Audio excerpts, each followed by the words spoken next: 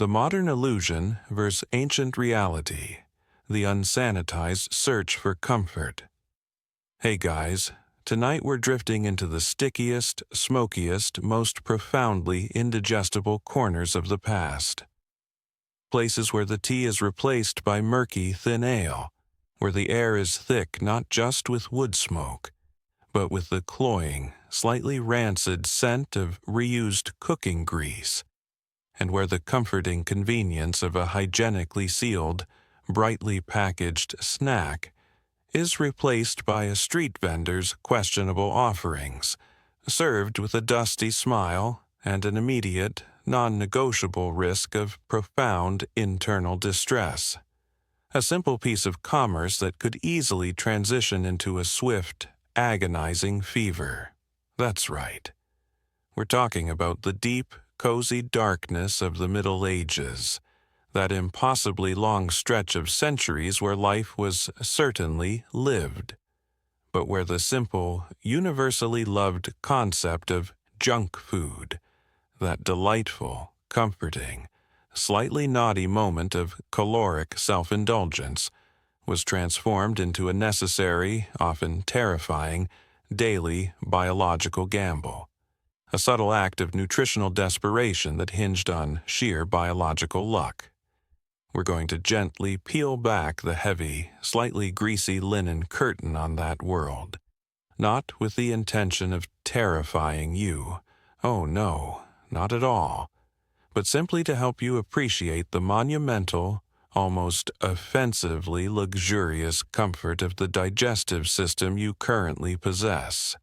That quiet, high-tech piece of internal machinery that manages to process the bewildering array of modern chemicals and textures with such silent, uncomplaining efficiency, and the quiet, almost divine miracle of having clean, perfectly pasteurized dairy products in your immediate vicinity, available on demand and entirely free of biological ambiguity. A freedom from worry that their palates simply could not comprehend. Settle in and let the historical horror of medieval snack time, the unglamorous collision of a human craving with a world of absolute scarcity and zero sanitation, become the slow, hypnotic hum that finally carries you away from the comfort you are currently enjoying with such undeserved ease. Have you ever wondered what the psychological experience of a craving would be like when the fulfillment of that craving carried with it an immediate, high-stakes risk of profound illness? A moment of gastronomic pleasure that felt intrinsically like a betrayal of your own good sense.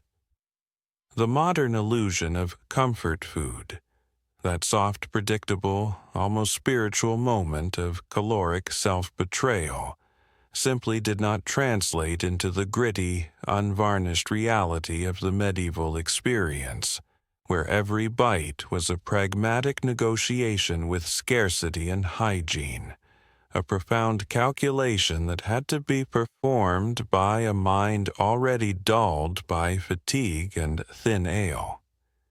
It was not a choice between a soft-baked cookie and a bag of salty crisp chips.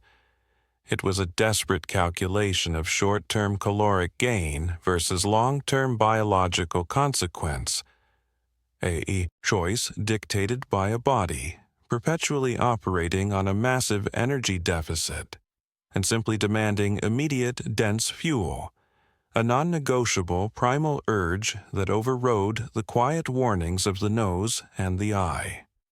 Your desire for a quick, salty, or sweet treat, the kind of craving that sends you to a brightly lit, sterile convenience store, would have been answered by the nearest public space, often the town square or the edge of a busy thoroughfare, a place where the pervasive, multi-layered stench of human and animal waste mingled seamlessly with the strong, often overspiced aroma of cooking fats and heavy deep-fried carbohydrates, a profound assault on the senses that was the immediate, non-negotiable price of the meal, a sensory paradox that had to be resolved with sheer, overwhelming hunger. The sheer environment of consumption was the first and most profound clue that this indulgence was a subtle act of self-sabotage. You are standing on a ground that is a perpetually damp, thick tapestry of mud, spillage, and uncollected organic waste. The air thick with airborne particulates of every imaginable unsavory origin. From the fine gritty dust of the roads to the microscopic residue of the communal latrine pits, a constant low-level atmospheric contamination, and the food itself is being prepared over an open flame that is also struggling with the draft, the smoke and the spitting grease adding another layer of particulate matter to the final product. A continuous, low-level contamination that could not be avoided.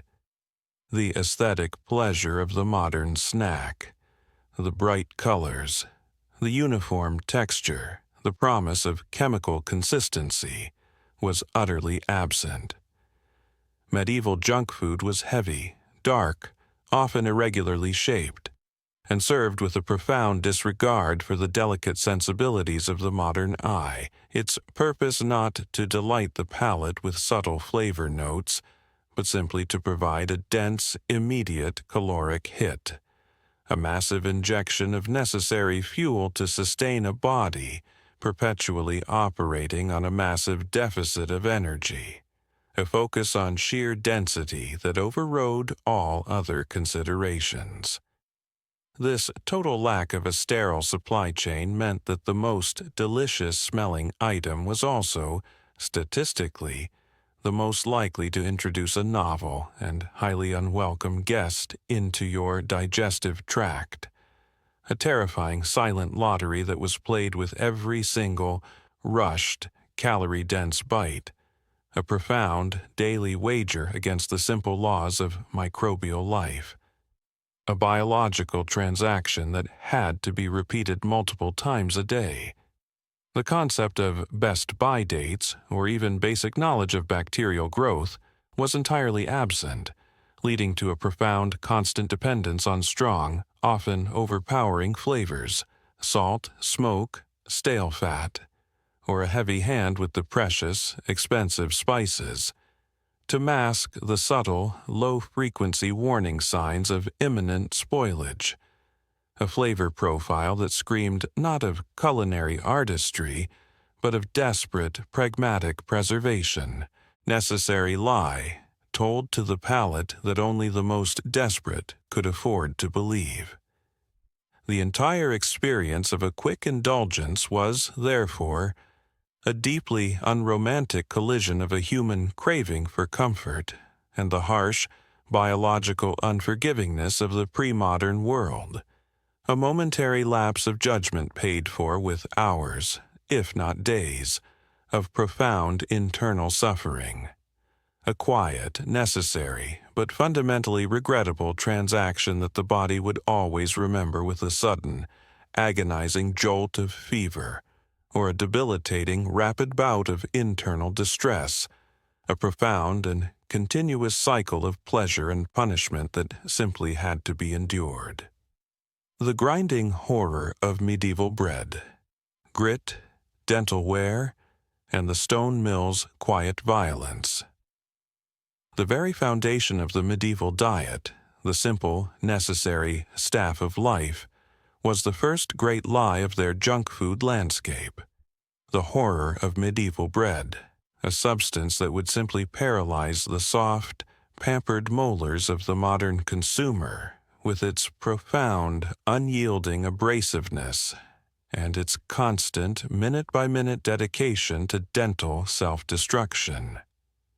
Have you ever wondered what happens to your teeth when the absolute, non-negotiable staple of your diet is perpetually trying to grind them down, when every single bite is a slow, methodical act of dental self-destruction, an internal, undramatized trauma that guarantees a lifetime of pain? The bread of the Middle Ages, particularly the darker, coarser loaves consumed by the vast majority of the population, was a textural nightmare, a dense, heavy, unforgiving concoction made from roughly ground, often mixed grains, rye, barley, and sometimes questionable filler grains like legumes, or even the less desirable parts of the wheat kernel, a blend determined by price and availability. And crucially, it was absolutely and unavoidably riddled with grit.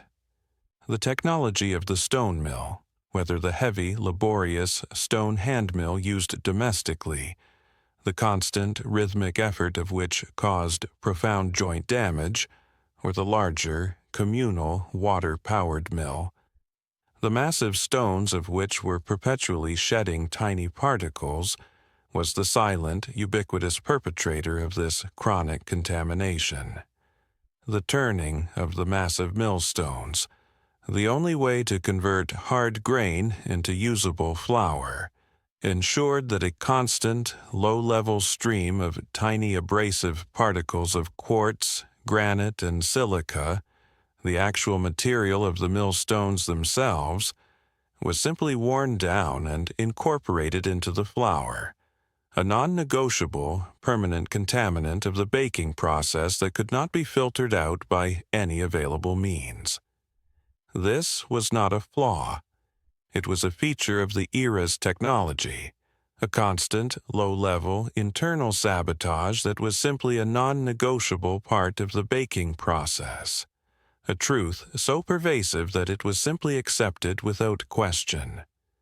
Imagine, if you will, the constant, low-grade grating sensation of chewing this dense, gritty loaf, a necessary, jaw-aching workout that occurred with every single meal, a profound, continuous friction that relentlessly, inexorably wore down the enamel of the entire population, leaving behind a profound legacy of structural damage.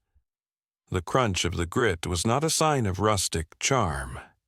It was the sound of your teeth slowly, relentlessly, being pulverized, a slow grinding transformation of your once perfect molars into low, flat, painful stumps, often exposing the sensitive pulp and leading to chronic, systemic infection, deep bone abscesses, and profound facial swelling by the time a person reached their 30s, a visible, physical signature of their entire diet, a trauma so pervasive that it is now the first thing an archaeologist looks for. Furthermore, the bread was rarely fresh in the modern sense.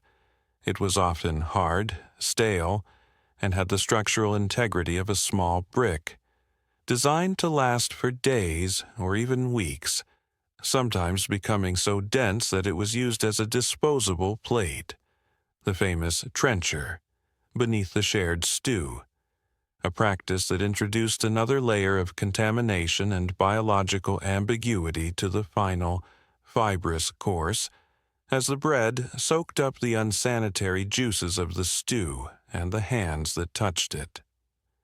This fundamental coarseness meant that the simplest, fastest food, a hunk of bread, eaten on the run, perhaps dipped in a little rough wine or a swig of thin ale, was a profound act of physical ingestion that required a colossal, sustained output of masticatory energy, a constant abrasive rub against the soft tissues of the mouth and the diminishing integrity of the teeth, a perpetual, painful workout.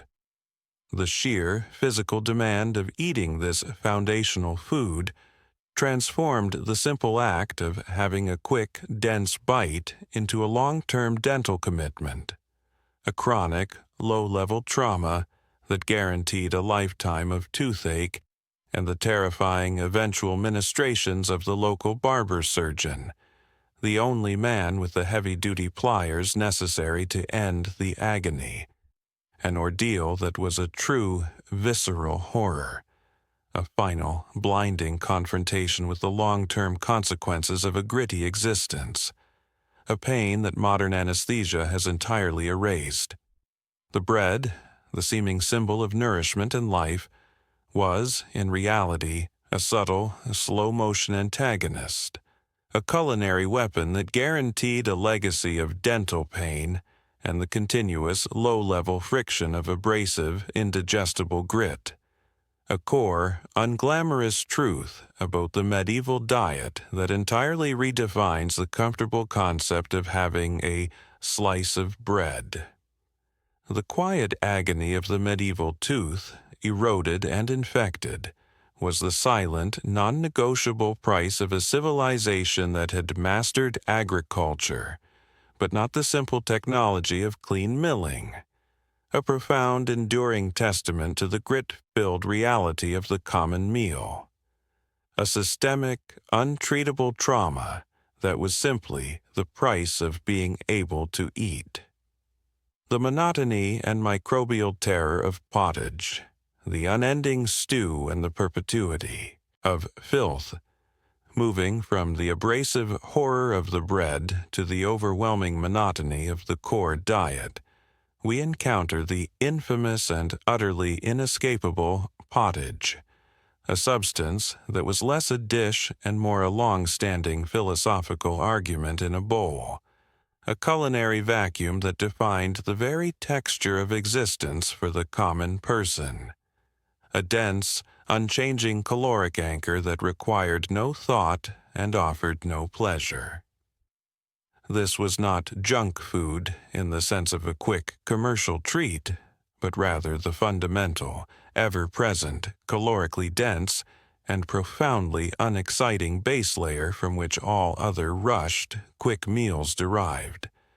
A concept so deeply woven into the fabric of daily life that it was simply food itself, an unromantic necessity that sustained life without ever inspiring it. Pottage, for the uninitiated, is a thick, slow-cooked, deeply unexciting porridge or stew made from grains, perhaps oats, barley, or beans, or whatever mix of pulses was cheaply available. Slowly simmered in a communal cauldron, a massive pot that rarely saw true, aggressive scrubbing, and which often contained the accumulated culinary sins of the past several days. A continuous, low-level biological history of the kitchen, a true, perpetual stew that was never fully emptied.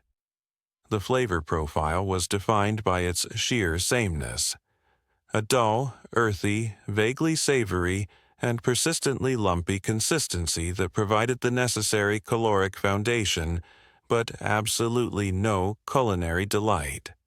A food designed purely for survival and the retention of heat, not enjoyment or aesthetic pleasure, a monotonous delivery system for calories. Imagine the texture. A thick, glutinous mass, often with the skin on top from cooling, perpetually warm, never truly hot enough to sterilize, and always possessing a certain dense, clingy quality that made it stick to the wooden spoon with a relentless, adhesive tenacity, lumpy from partially cooked beans and unevenly ground grain. A texture that lacked any modern sense of homogenization or refinement, a constant, dull resistance to the tongue. The contents were, of course, entirely dependent on the season and the immediate availability of resources, meaning the pottage could range from a simple grain and water paste to a slightly more adventurous concoction featuring a few scavenged root vegetables, like onions or parsnips, and perhaps, on a truly extravagant occasion, a small, suspicious piece of salt pork or dried fish, a tiny fleck of protein that was meant to provide a week's worth of flavor. A rare burst of savory complexity in a sea of blandness. The sheer permanence of the pottage was the nightmare. It was the breakfast, the lunch, and the dinner, a culinary rut that the consumer was unable to escape, day after relentless day, season after monotonous season, a profound, repetitive boredom that would absolutely shatter the modern expectation of dietary variety and novelty, a source of quiet, constant psychological despair. And the hygiene of the process was, of course, utterly terrifying. The communal cauldron, which hung perpetually over the hearth, was rarely emptied completely, meaning that the new pottage was simply added to the remnants of the old. A continuous, slow-motion microbial party that provided a perfect, long-term, low-temperature incubator for whatever bacteria, spores, or uninvited organic material happened to fall in.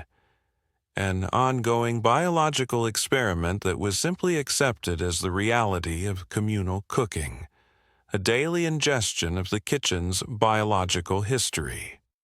The consumption of this monotonous, texturally challenging, and hygienically ambiguous substance was the daily, foundational act of the medieval person, an unromantic transaction of dense, rough-hewn calories for physical endurance, a dietary anchor that ensured a full belly but a perpetually uninspired and often gently irritated digestive tract. A quiet, internal acceptance of the fact that the food that keeps you alive is also the source of your most persistent, low-grade discomforts. A profound, repetitive cycle that simply had to be endured. A constant, low-level biological war that was simply the price of survival. The persistent, heavy dampness of the stew, combined with its lukewarm temperature, ensured that a massive, pervasive bacterial load was constantly being introduced, a low-level, chronic infection that was simply a background feature of the communal kitchen, a quiet, constant threat that contributed to the endemic nature of gastrointestinal illness. Ale, the necessary, mildly tipsy, sedative and liquid calorie source. Stepping briefly away from the foundational solids, we must now plunge into the omnipresent liquid life of the medieval person, the ale or small beer, which served as the true caloric liquid of the quick meal, a necessary compromise with a profoundly unsanitary world that had massive, subtle consequences for the consumer's state of mind. A low-alcohol beverage that was entirely non-negotiable for simple survival. This was the fast food drink of choice, available everywhere, consumed at all times of the day, and by all ages, from the tiny child to the exhausted elder, a ubiquitous, low-alcohol beverage that was entirely non-negotiable for survival. A constant, low-level flow of liquid carbohydrate that was often safer than the plain water. Have you ever considered a world where drinking water is a profound act of biological risk, a veritable lottery of pathogens that could lead to swift, violent illness? The local river that powered the mill, carried away the waste, and served as the communal laundry, was not exactly the pristine, babbling brook of romantic poetry. It was a murky, microbe-rich soup of human and animal effluvium, often drawn directly from the most unsanitary parts of the urban landscape, and drinking it straight was a swift, often fatal invitation to a variety of internal disorders, a biological gamble that no sensible person would take. Therefore, the simple, necessary, and elegant solution was ale. The boiling and fermentation process involved in brewing mercifully killed off the majority of the unpleasant microscopic hitchhikers, leaving a liquid that was slightly nutritious, mostly harmless, and a source of constant, low-grade intoxication. A triumph of ancient bioengineering that turned the problem of contaminated water into a source of calories and sedation. The small beer, or ale, that the average person consumed was thick, yeasty, often slightly sour, and low in alcohol, often less than 1%, designed for consumption throughout the day without leading to complete incapacitation, but it was nonetheless a persistent, low-level sedative. Imagine your entire waking day being gently warmed by a mild, continuous buzz, a soft, low-frequency alcoholic haze that simply dulled the edges of the persistent physical discomfort, the monotonous labor, and the ever-present awareness of hunger and cold, a kind of necessary continuous self-medication, a subtle form of escapism woven into the fabric of daily life. This constant, mild intoxication was the essential psychological tool of the medieval person, a way to gently soften the hard, sharp corners of their rough-hewn existence, a subtle, collective, and entirely undramatized state of being that would be utterly unacceptable in a modern, highly scheduled, and cognitively demanding world, where peak performance and absolute sobriety are non-negotiable demands of the economic system. The caloric density of the beer was another crucial element of its junk food function. It was liquid bread, a source of quick, easily digestible carbohydrates that provided an immediate energy boost to the constantly fatigued body, an essential replacement for the calories burned off in a world without mechanized labor, a highly efficient energy drink of the ancient world. The simple, non-negotiable necessity of this consumption, the constant thirst and the inherent biological risk of plain water, meant that the constant flow of thin, yeasty ale was a permanent fixture, turning every quick meal, every social gathering, and every quiet moment of contemplation into a slightly tipsy affair, a subtle, profound alteration of the cognitive landscape. The true nightmare, of course, was the massive, subtle consequence of this persistent intake. A lifetime lived with a constant, mild cognitive impairment, a pervasive, gentle dullness that was simply accepted as the natural state of mind, an undramatized sacrifice of mental acuity for the simple, absolute guarantee of liquid safety and caloric density, a profound daily trade-off that entirely breaks the modern concept of conscious, sober choice. The endless flow of yeasty, cloudy liquid was a constant, profound reminder that the necessary act of drinking was as much about avoiding sickness as it was about quenching thirst, a constant, gentle pressure on the bladder and the mind that simply had to be endured. The olfactory nightmare of the street. Sludge, waste, and the smell of rancid commerce. Now that we have the caloric foundation and the liquid requirements established, let us step directly onto the treacherous, uneven ground of the medieval street and encounter the first true, immediate nightmare of the historical junk food experience, the profound, inescapable, and utterly overwhelming olfactory reality of the urban environment, a sensory assault that would simply paralyze the sensitive, sanitized modern nose with its sheer, overwhelming complexity. Have you ever considered a quick takeaway meal that is consumed in an environment whose very aroma promises immediate, non-negotiable biological calamity, a place where the scent of cooking fat is inextricably linked to the stench of the communal latrine? The itinerant street vendor, the medieval equivalent of the fast food chain, was a common, necessary fixture of urban life. His stall, a small, smoky beacon of immediate gratification in a chaotic, unsanitized world. These vendors would set up their rough-hewn tables or operate directly from portable braziers, offering a small, tempting array of quickly prepared, calorie-dense items, small pies, pasties, fried fritters, or simple skewers of roasted meat, but the consumption of these items was immediately framed by a stunningly complex bouquet of profound unsavoriness. The essential environment of the street was the first great lie. The aroma of the cooking fats and the searing meat was instantly, unnegotiably mingled with the pervasive, multi-layered stench of the city. This aroma began with the deep, earthy undertone of damp, uncollected organic waste, which sat in the gutters, awaiting the next rainstorm or a passing pig to redistribute it.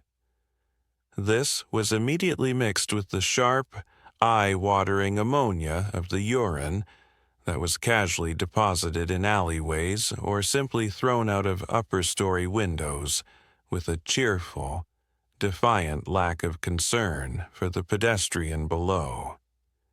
Then came the metallic, slightly sickening odor of the nearby blacksmith's forge, the heavy greasy smell of the tallow candle maker rendering fat, and the constant low-level animal miasma emanating from the pigs, chickens, and the massive draft animals that were sharing the immediate public space, a rich farmyard note added to the urban perfume. And finally, the smell of the quick food itself. The aggressive char of the meat, the heavy hand with the cheap, available spices, and, most powerfully, the slightly acrid, cloying stench of perpetually reused, rancid cooking fat, a chemical aroma of degradation that clung to the air with a tenacious, oily grip, a pervasive, low-level chemical irritant. It was a total, unyielding assault on the senses, a symphony of organic decomposition and unmanaged waste, a smell so rich and complex that it would cling to your clothes and hair like a tenacious shadow, following you throughout your day, a constant, low-frequency reminder of the glorious lack of sophisticated sewage systems, a level of aromatic intensity that the modern, sanitized nose could barely comprehend.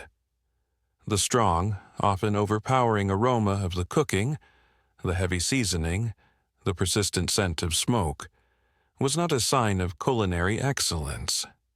It was a pragmatic, necessary disguise, a powerful olfactory veil drawn over the fundamental, terrifying hygiene failures of the entire process, a desperate attempt to mask the telltale scent of minor spoilage and the pervasive odor of the surrounding urban reality, a necessary lie that the stomach had to endure.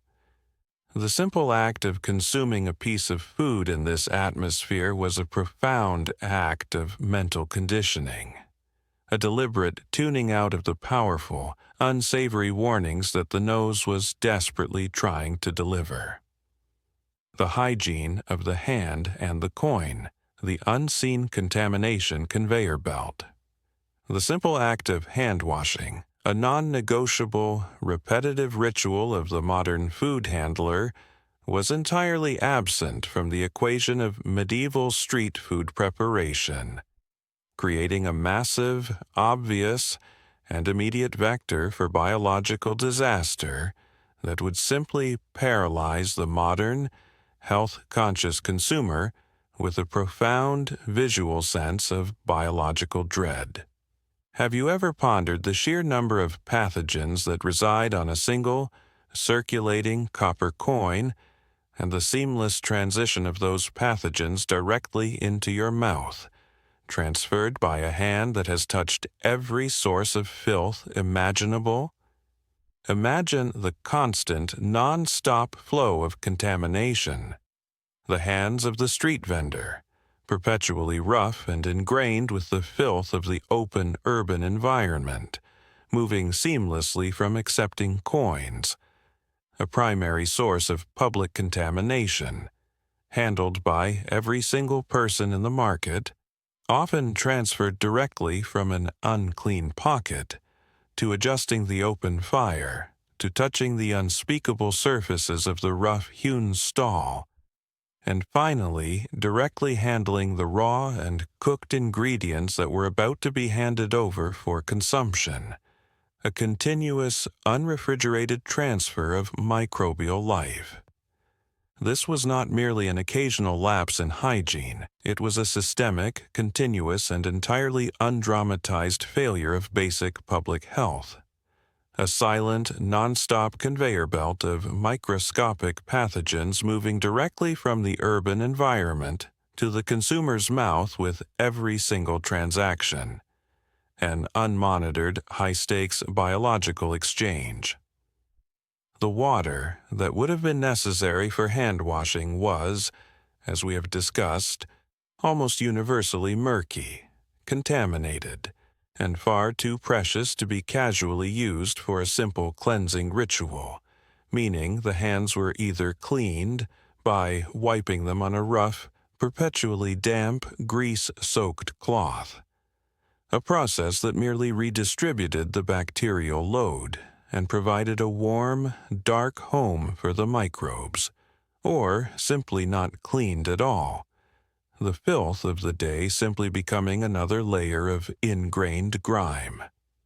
The very concept of a germ, of an invisible, microscopic agent of disease, was entirely unknown, meaning the simple, necessary cause and effect of unwashed hands and internal infection was a profound mystery solved only by superstition and a profound, sad resignation to the inevitability of illness. A cruel lottery of pathogens that was the non-negotiable price of a quick, savory treat. The quick, savory treat that was passed directly from the vendor's rough, grimy hand to the customer's waiting palm was, therefore, not just a food item. It was a profound, immediate transfer of biological risk, a silent, necessary act of faith that the random pathogens of the urban environment would somehow, miraculously, fail to colonize the consumer's digestive tract.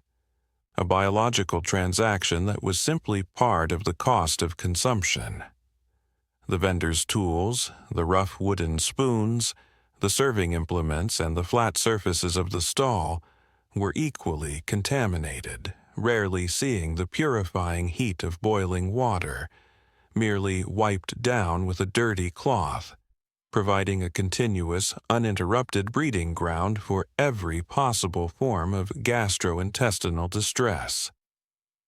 The quiet, unearned luxury of your modern, plastic-gloved, perpetually sanitized food handler, the automatic dispenser of hand sanitizer, and the sterile, single-use container are a profound, eloquent testament to the monumental, hard-won victory of germ theory and public health education, a continuous, quiet miracle of clean consumption that stands in stark, terrifying contrast to the simple, pervasive, and utterly unforgiving bacterial chaos of the medieval street, where every piece of food was handled with an absolute oblivious disregard for the microscopic dangers.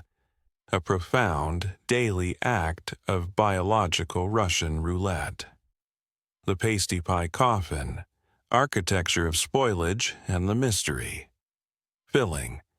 A particularly iconic and deeply misleading piece of medieval quick food was the ubiquitous pie or pasty, a culinary enigma that transformed the comforting modern concept of a flaky crust and savory filling into a fortress of dry, impenetrable pastry, concealing a mystery that was best left unsolved, a gastronomic game of chance that the customer simply had to hope they won. Have you ever wondered what happens when the primary function of the crust is not flavor, but structural preservation and absolute, non-negotiable defense against the omnipresent forces of spoilage, heat, and insects, when the entire architecture of the food is a defensive mechanism? The medieval pie was a magnificent, terrible study in this culinary pragmatism, a self-contained, edible fortress designed to defy the brutal logic of non-refrigerated biology. The crust, the outer shell, was not the delicate, buttery pastry we know and love.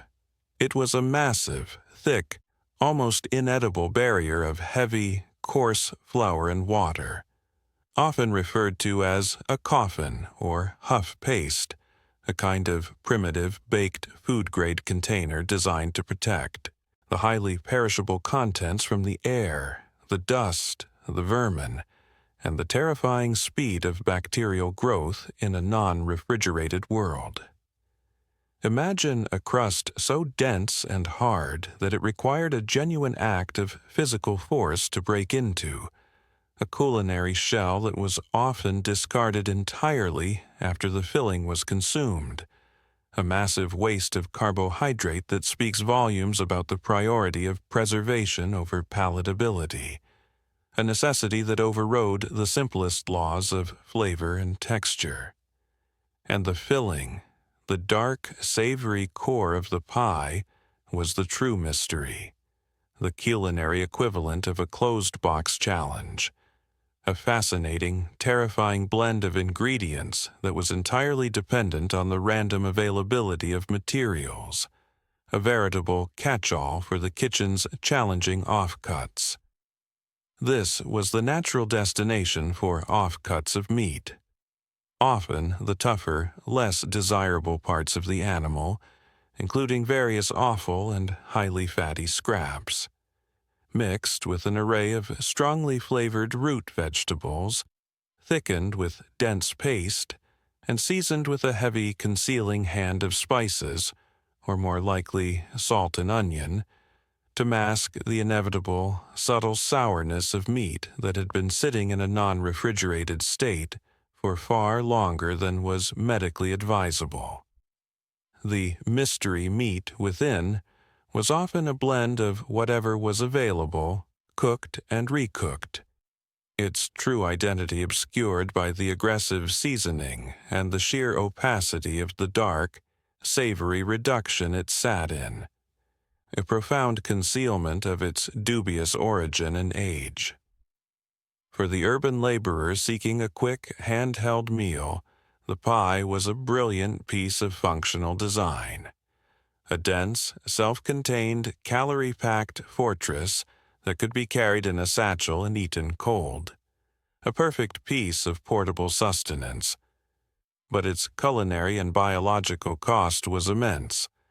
The filling, sitting in the warm, air-tight environment of the thick crust, was a perfect anaerobic environment for the proliferation of bacteria, a subtle, slow-motion biological time bomb waiting to be set off by the simple act of ingestion, a profound gamble on the freshness and the provenance of the internal contents, a biological certainty that a modern food scientist would recoil from.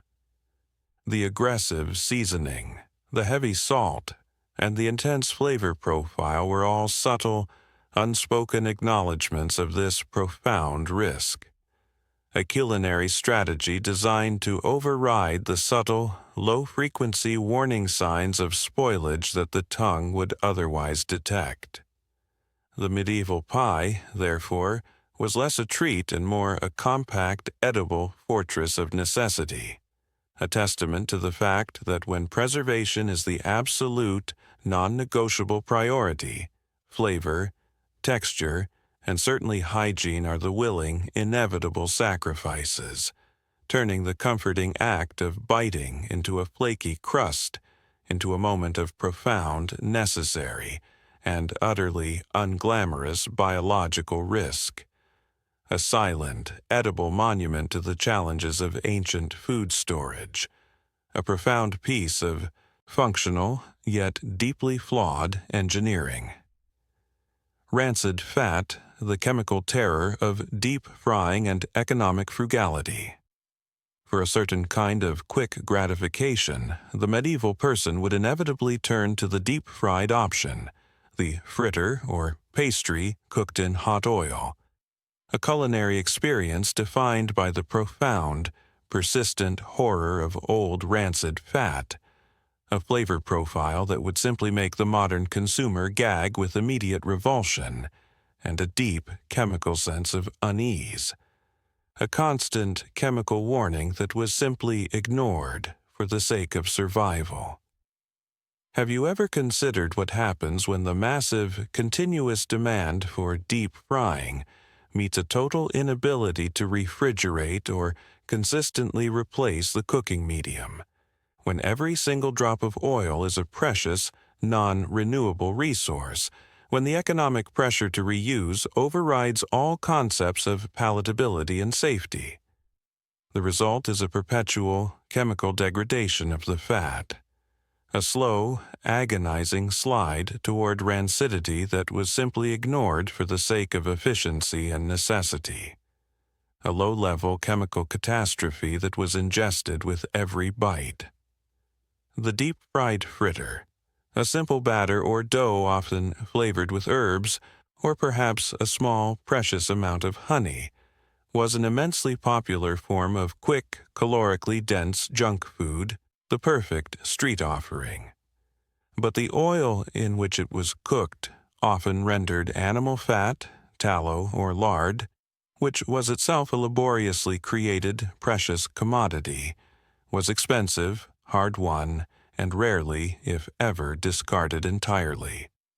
It was simply filtered through a piece of rough cloth, reheated, and used again and again, day after relentless day, leading to a constant chemical buildup of volatile, highly unpleasant compounds. A toxic soup of oxidized, degraded grease that coated the tongue with a tenacious, metallic film. Imagine the flavor. A powerful, cloying combination of charred residue, the ghost of every previous meal cooked in that vat. Fish, meat, sweet batters, and the distinct, subtle, nose-wrinkling aroma of chemically degraded, rancid fat. A heavy, greasy film that coated the mouth with a tenacious, unpleasant sheen. A taste that screamed not of fresh oil, but of profound, necessary reuse. A profound economic truth translated into a profoundly unpleasant flavor. This persistent rancidity was not a flavor flaw. It was a non-negotiable economic reality.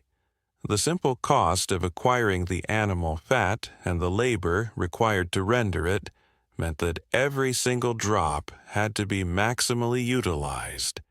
The profound unpleasantness of the final flavor being a necessary sacrifice to the altar of economic frugality, a taste that the poor simply had to endure. The cooking process itself added another layer of trauma to the food. The temperature control was entirely manual, based on the highly unpredictable nature of an open wood fire or a charcoal brazier, meaning the food was often either undercooked, a soggy, pale, dangerously doughy center, a high-dye, perfect environment for bacterial survival, or aggressively charred on the outside, a burnt, bitter shell concealing a raw interior. The quick, necessary consumption of this heavy, rancid, texturally problematic fritter was a profound shock to the system. A massive infusion of difficult-to-digest fat that put an immediate, heavy burden on the stomach, often leading to a sudden, painful bout of profound gastric distress, a constant, low-level internal protest. The subtle, persistent smell of this reused, low-quality, rancid cooking fat was one of the defining, unglamorous olfactory truths of the medieval urban landscape. A pervasive, slightly sickening aroma that hung over the entire street. A constant, low-frequency reminder that the entire economy of quick food was based on a necessary, non-negotiable compromise with the principles of freshness and hygiene. The act of consuming that fritter was therefore a quiet act of biological bravery, a moment of caloric desperation where the immediate, hot, dense energy of the food was valued far above the long-term, painful consequences of ingesting ancient, chemically degraded grease. A truth that makes the simple, clean neutrality of a modern, single-use, sterile cooking oil an absolute, profound miracle of modern chemistry and abundance. The salt barricade, preservation, perpetual thirst, and chronic internal strain. The medieval consumer's perpetual, profound reliance on salt, a critical component of their quick and necessary foods, was a systemic problem that led to a constant, gnawing dehydration and a perpetual, low-level internal distress that would completely undo the carefully managed hydration of the modern body. Salt, the essential mineral, was not merely a seasoning. It was the ultimate, non-negotiable foundation of all medieval preservation. The ancient chemical means by which highly perishable protein, fish, meat, and even some vegetables could be held back from the inevitable, swift decay in a world without refrigeration, a preservative that worked by aggressive, total dehydration of the food material. Therefore, all quick, prepared, and portable foods were heavily, aggressively salted, a pragmatic, defensive act against spoilage that fundamentally altered the flavor profile and the biological consequence of the meal, turning every bite into a massive sodium delivery vehicle, a chemical assault on the palate. Imagine the immediate, overwhelming burst of salt in a bite of dried, heavily cured fish, or a piece of preserved meat, pasty. An immediate, shocking assault on the palate that instantly demanded liquid, a powerful, overwhelming chemical taste that dominated all others. This profound oversalting was a constant, deliberate feature of the diet, ensuring that the food was safe to eat for an extended period, but at the immense, unnegotiable cost of placing a massive, immediate burden on the consumer's system, a constant, low-grade chemical poisoning that simply had to be endured. The first consequence was a state of constant, low-grade, debilitating thirst. The body, struggling to process the massive, unnecessary influx of sodium, would relentlessly demand water, a need that had to be met with the aforementioned thin, yeasty, and often warm ale. A liquid that was safe, but which provided only a slow, partial relief from the profound dehydration, leading to a perpetual state of being slightly thirsty and slightly tipsy, a chronic, systemic imbalance that could never be truly corrected. The constant struggle of the body's kidneys to process this relentless sodium load was a massive, undramatized internal trauma, a chronic strain that contributed to the short lifespan and the myriad of untreated, painful internal disorders that plagued the populace. A quiet, physiological war fought over the persistent demand for massive amounts of fluid, a constant, internal betrayal of the body's homeostatic balance. This high-salt diet was an absolute necessity for survival and portability, a triumph of chemical preservation, but it was a quiet, relentless form of slow, internal poisoning, a constant, aggressive act of chemical preservation that had massive, painful biological consequences for the consumer. The medieval person's craving for a quick, dense bite of portable nourishment was simply met with a massive, immediate injection of sodium, a chemical reality that fundamentally defined the core flavor and the physiological aftermath of their quick meals. A bitter, constant reminder that the safety of the food was prioritized far, far above the comfort or the long-term health of the person consuming it. A profound, unglamorous truth that makes the simple, regulated seasoning of your modern snack food a remarkable, profound piece of chemical and industrial restraint. The salt was the constant, non-negotiable price of avoiding immediate, catastrophic spoilage, a necessary evil that guaranteed a lifetime of thirst and the silent, unceasing internal labor of the body's overtaxed systems, a massive, unearned chemical burden. Sweet suicide, honey, sugar, and the inevitable dental ruin. Now that we have addressed the relentless, savory, and abrasive realities, we must turn to the inevitable craving for sweetness and the truly nightmarish consequences of that craving in a world utterly devoid of modern dentistry and the simple, silent miracle of fluoride toothpaste. The medieval sweet treat, whether it was a honey-drenched fruit slice, a candied ginger confection for the wealthy, or a simple piece of fruit, was an act of profound, aggressive, and utterly untreatable self-sabotage. A brief, sharp moment of pleasure that guaranteed a lifetime of agonizing, untreatable pain, a constant, quiet sacrifice of the future for the pleasure of the present. Honey, the primary sweetener, was a natural, beautiful product.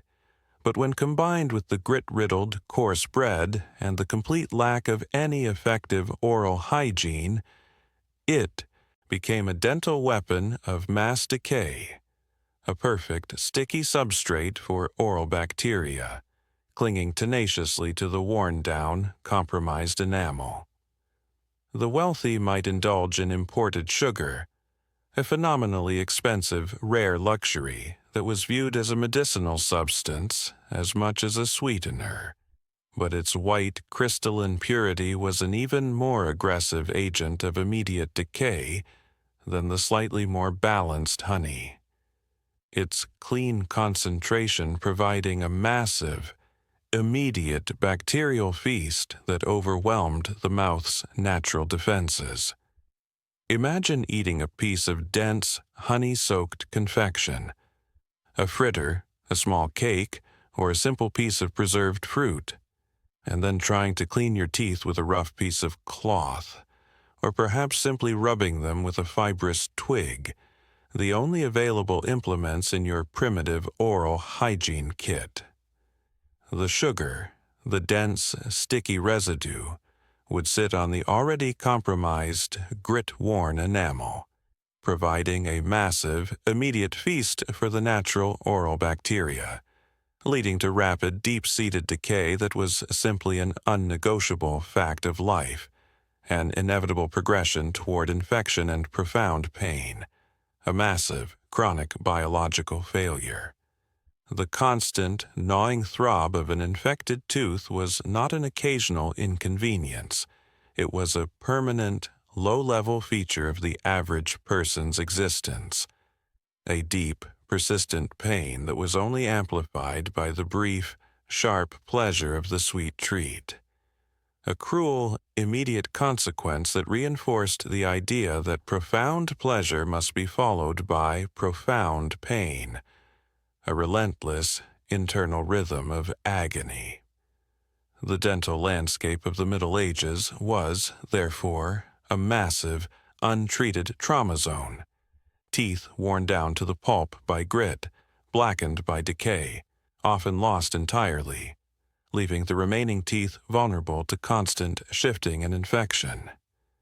The barber surgeon, the local expert in bloodletting and the pulling of teeth, was the final terrifying stop on this inevitable journey, his tools consisting of massive, unsterilized, rusty pliers, the extraction performed with the only available anesthesia being a strong, numbing dose of ale, or a massive shot of white-hot agony, an ordeal that was a true, visceral horror, a final, blinding confrontation with the long-term consequences of a sugary indulgence. The brief, simple indulgence of a sweet treat was thus transformed into a profound biological act of self-betrayal, a moment of fleeting pleasure that guaranteed a lifetime of pain, a constant physical reminder that the medieval world was entirely unforgiving of any attempt to find a quick, sugary comfort, a truth that makes the simple, minty fresh promise of your nightly fluoride a profound and unearned miracle of modern chemistry. A simple chemical act that entirely removes the profound dental trauma of their simple sugar cravings. The tool trauma, utensils, communal risk, and the splintered spoon.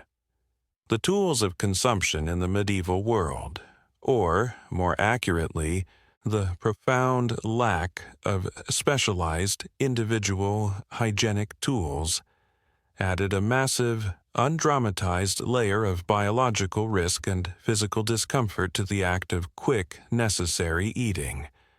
Have you ever considered a life where the most sophisticated piece of cutlery you own is a simple knife, and every shared meal is a forced, unsanitized exchange of bodily fluids and microbial life?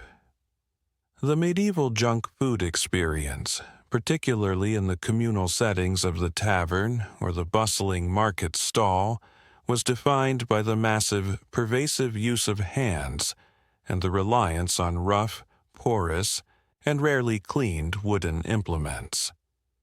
The primary utensil was the rough, often splintered wooden spoon, a simple, necessary scoop for the dense pottage or stew, a tool that was both physically clumsy and a perfect continuous vector for contamination. Unlike the non-porous, easily sterilized surface of modern metal or plastic, the rough wood of the spoon was constantly absorbing the grease, the bacteria, and the flavors of every previous meal, providing a rich, permanent microbial home that was never fully eliminated by a simple wipe or quick rinse in cold, murky water. A continuous, low-level contamination that was simply part of the spoon's existence. Imagine the constant, low-level chemical and biological film that coated these essential tools. A continuous, subtle transfer of pathogens directly to the mouth.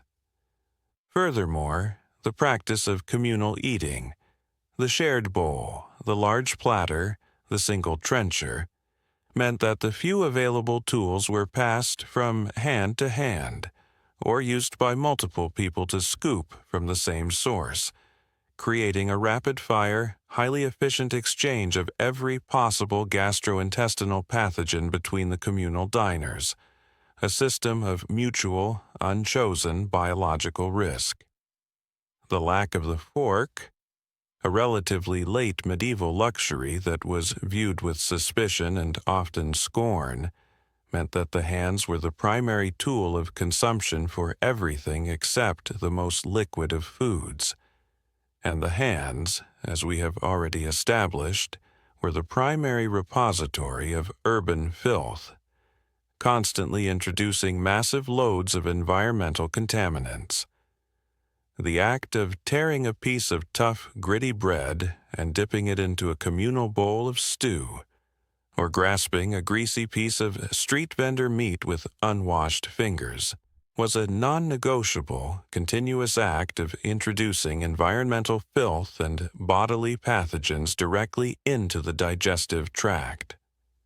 Even the simple personal knife, a necessary, ubiquitous tool for both eating and defense, was rarely cleaned effectively, merely wiped on a piece of rough cloth or a piece of bread, its sharp edge acting as another potential vector for microbial transfer. The physical reality of the rough-hewn, low-quality tools, the splinters in the wooden spoon, the unfiled, sharp edges of the knife, added a subtle layer of physical trauma to the mouth. Small, microscopic cuts and abrasions that were immediately exploited by the massive bacterial load, leading to a constant low-level risk of oral infection, a biological vulnerability caused by the very tool meant to aid consumption. The quiet, unearned luxury of your modern, sterile, stainless steel fork, the individually wrapped plastic spoon, and the simple cultural expectation of personal, dedicated cutlery are a profound, eloquent testament to the centuries of communal suffering and biological consequence that were required to eventually birth the simple, unearned luxury of hygienic, individual consumption, a profound victory over the rough, shared, and relentlessly contaminated tools of the medieval meal.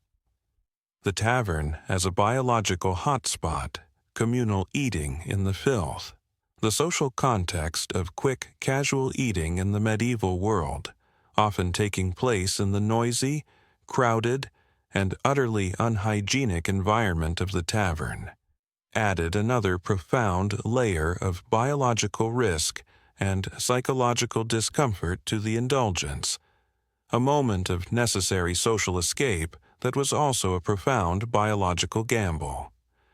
The medieval tavern, the rough-hewn, smoky hub of communal life, was the default location for a quick, warm, calorie-dense meal outside the home, a place of immediate, cheap sustenance and the omnipresent necessary flow of thin ale, a social and caloric necessity.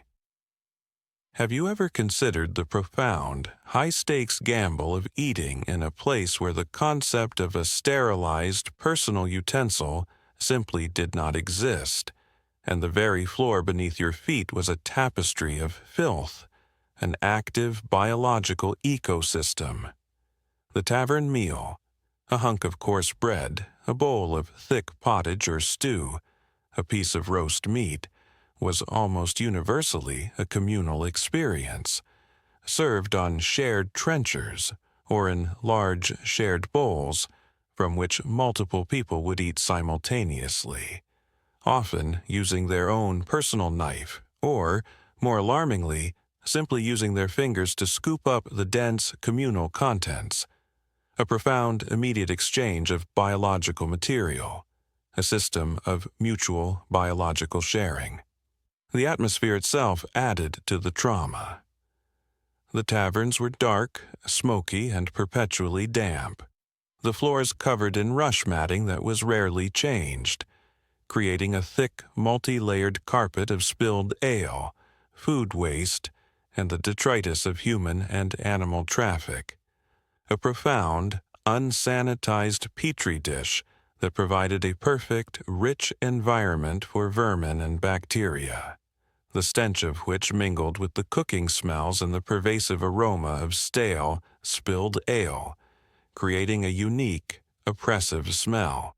The sheer volume of people, the heavy low-frequency sound of drunken chatter, the low light, and the pervasive, cloying smell of stale ale and human effluvium all contributed to an atmosphere that was, by modern standards, a profound and immediate assault on the senses, a terrifying, unhygienic chaos.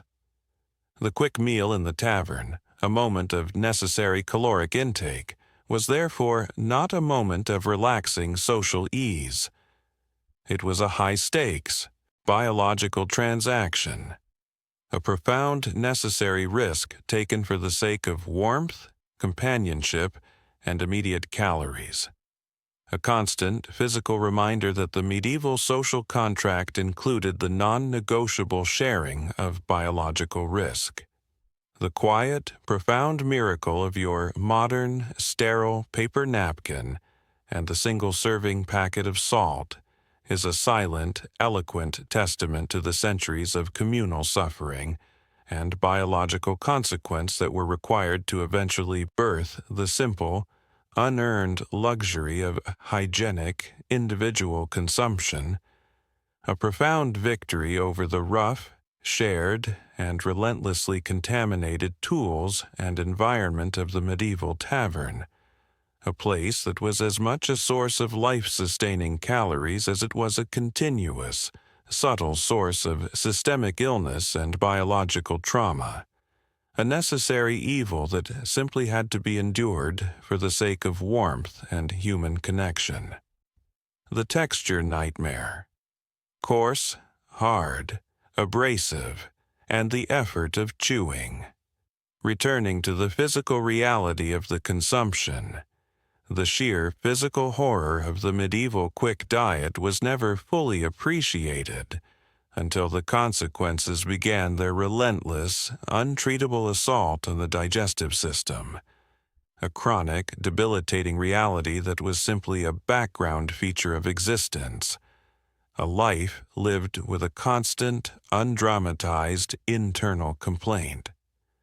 The quick, necessary meal was, almost universally, a study in the coarse, the gritty, the lumpy, and the persistently hard, a collection of physical traits that would simply be unmarketable in the smooth, uniform, easily chewed world of modern convenience food.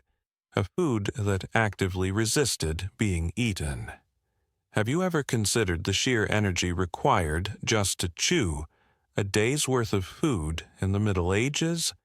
An energy expenditure that would qualify as a massive workout in a modern gym? The texture of the medieval quick meal was a profound, non-negotiable act of physical resistance against the consumer, demanding a massive, continuous output of physical effort from the jaw and the masticatory muscles.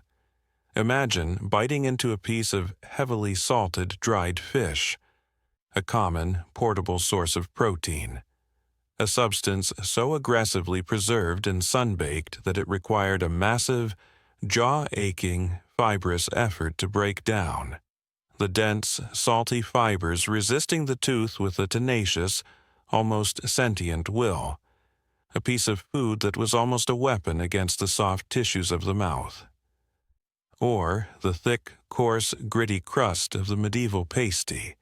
The hard, unyielding shell that had to be physically pried open or chewed with the already compromised, worn-down molars. A profound, abrasive challenge that entirely defined the experience of consumption. A constant source of low-level dental pain. Even the softer, quicker options were a textural trial. The dense, lumpy consistency of the pottage or the fritter. A thick, slightly oily mass that coated the tongue with a heavy, unpleasant film, and contained persistent, unexpected lumps of half-cooked grain or vegetable matter that required an additional moment of arduous, careful chewing. This pervasive, almost universal hardness, coarseness, and grittiness was not a mistake. It was the inevitable consequence of the limitations of the available technology. Rough grinding, poor quality control, and the overwhelming necessity of making the food durable and resistant to spoilage, a collection of unavoidable physical realities. The act of eating a medieval quick meal was a profound physical workout, a continuous, exhausting cycle of chewing, grinding, and breaking down tough, resistant, and often abrasive material. A physical demand that entirely contrasts with the soft, smooth, easily swallowed uniformity of modern, highly processed junk food. The consumer's teeth, gums, and jaw were in a state of perpetual, low-grade complaint, the constant friction and strain leading to a profound, chronic physical wear and tear that was simply accepted as the price of a full belly. The physical energy that the modern person expends on walking a flight of stairs, the medieval person was required to expend simply to ingest their calories. A constant, low-level demand for physical effort that added another layer of quiet, persistent fatigue to their already demanding lives. The quiet, unearned luxury of your modern, soft-textured, perfectly homogenized snack is a profound testament to the power of industrial processing and chemical additives, a complete victory over the resistant, abrasive, and profoundly challenging texture of the historical diet, an ease of consumption that the medieval person, endlessly chewing their tough, salty, gritty food, could never have possibly imagined, a simple, non-negotiable fact of life that was written into the very shape of their worn-down jaws. Concealment spices, masking the taste of decay with aggressive flavor. The medieval pursuit of flavor, particularly in the realm of quick, dense foods, was often a subtle act of concealment, a strategic use of strong seasonings to mask the profound, non-negotiable problems of freshness, spoilage, and pervasive contamination. A culinary lie told for the sake of survival, a deliberate deception of the palate. The popular narrative of the Middle Ages, with its tales of exotic, expensive spices, is, for the common person, a profound lie built on a tiny, expensive truth. Have you ever wondered what happens when food has to taste good and safe simultaneously, but is neither? When the only way to avoid the subtle sourness of decay is to hit the palate with an overwhelming, aggressive counterflavor that entirely dominates the sense of taste.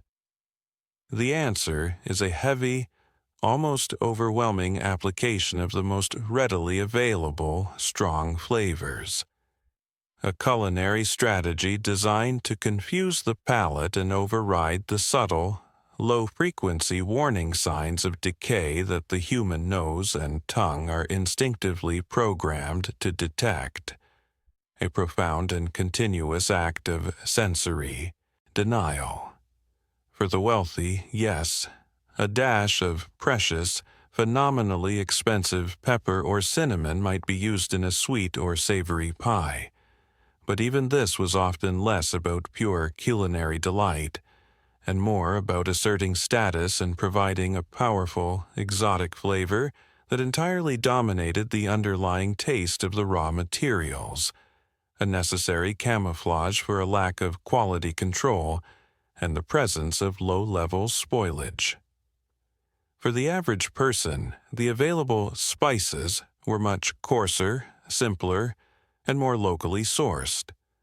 Large amounts of salt, aggressive use of strong, pungent onions and garlic, and the liberal application of cheap, dried herbs that had a powerful, dominating flavor profile, like strong thyme or potent sage, flavors that simply overwhelm. The quick, savory item from the street vendor, the small, dense sausage, the fried fritter, the coarse pasty, was almost universally overseasoned, a deliberate, powerful assault on the tongue that entirely overwhelmed the underlying taste of the slightly rancid fat, the faintly sour meat, or the earthy, bitter quality of the cheap grains. The aggressive, dominating flavor of the salt was the key weapon in this culinary concealment.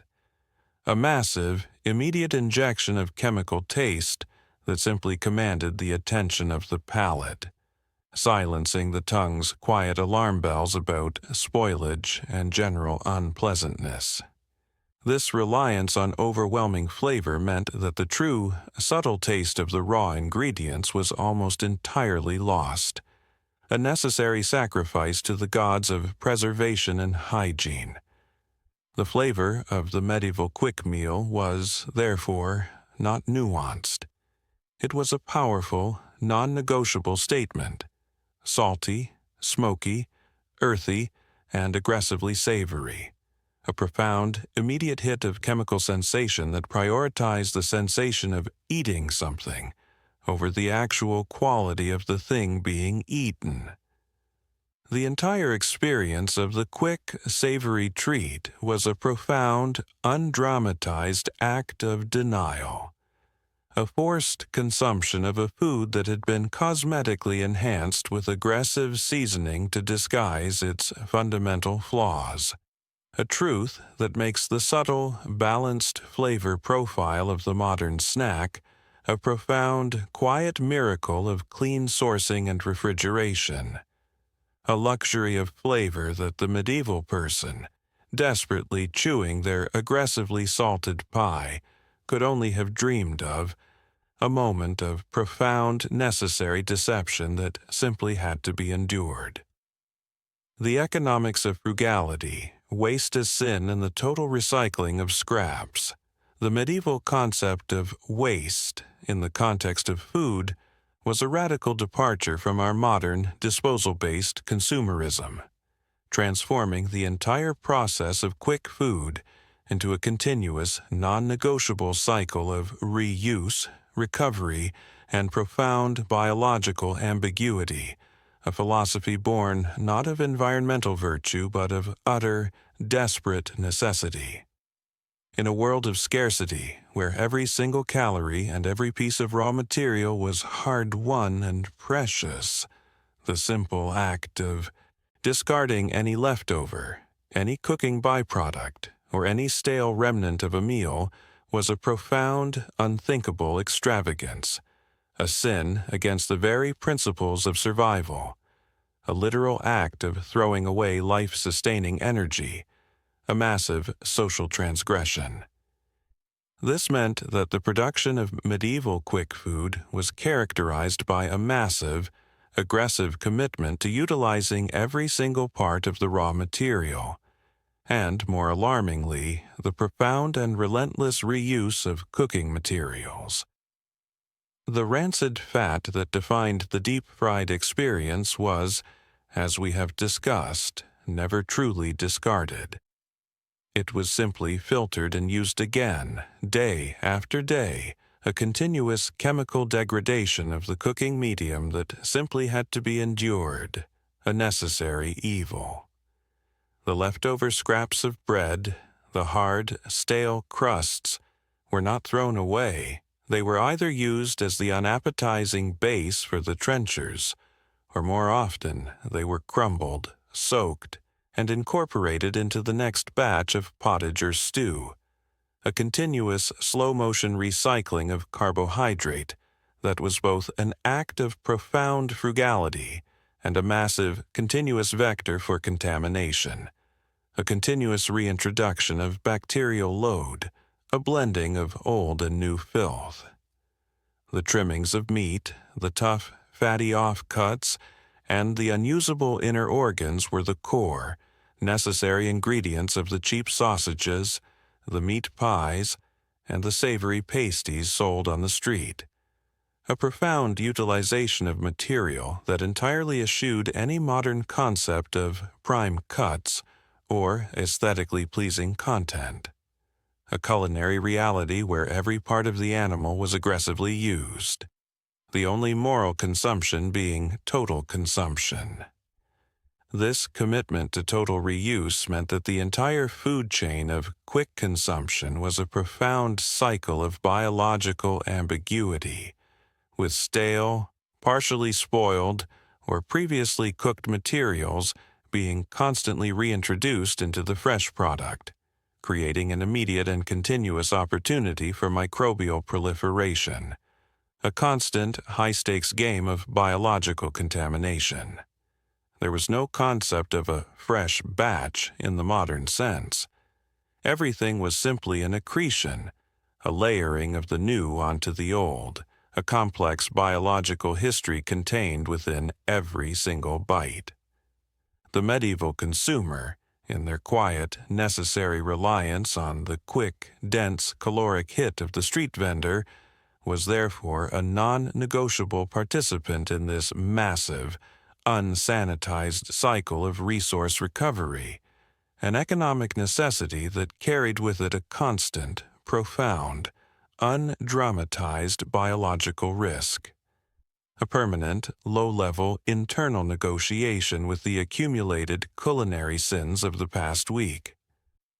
The quiet, unearned luxury of your modern garbage disposal, the sterile, single-use container, and the effortless ability to discard food without a second thought, are a profound, eloquent testament to the immense, necessary wastefulness that is required to guarantee the simple, biological safety and the absolute, uncompromised freshness of your modern comfort food, a massive victory over the brutal logic of medieval scarcity.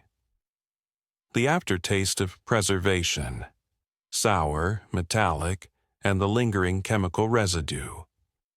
The final lingering impression of the medieval quick diet, long after the gritty texture has faded and the initial salt shock has passed, was the profound, subtle horror of the aftertaste.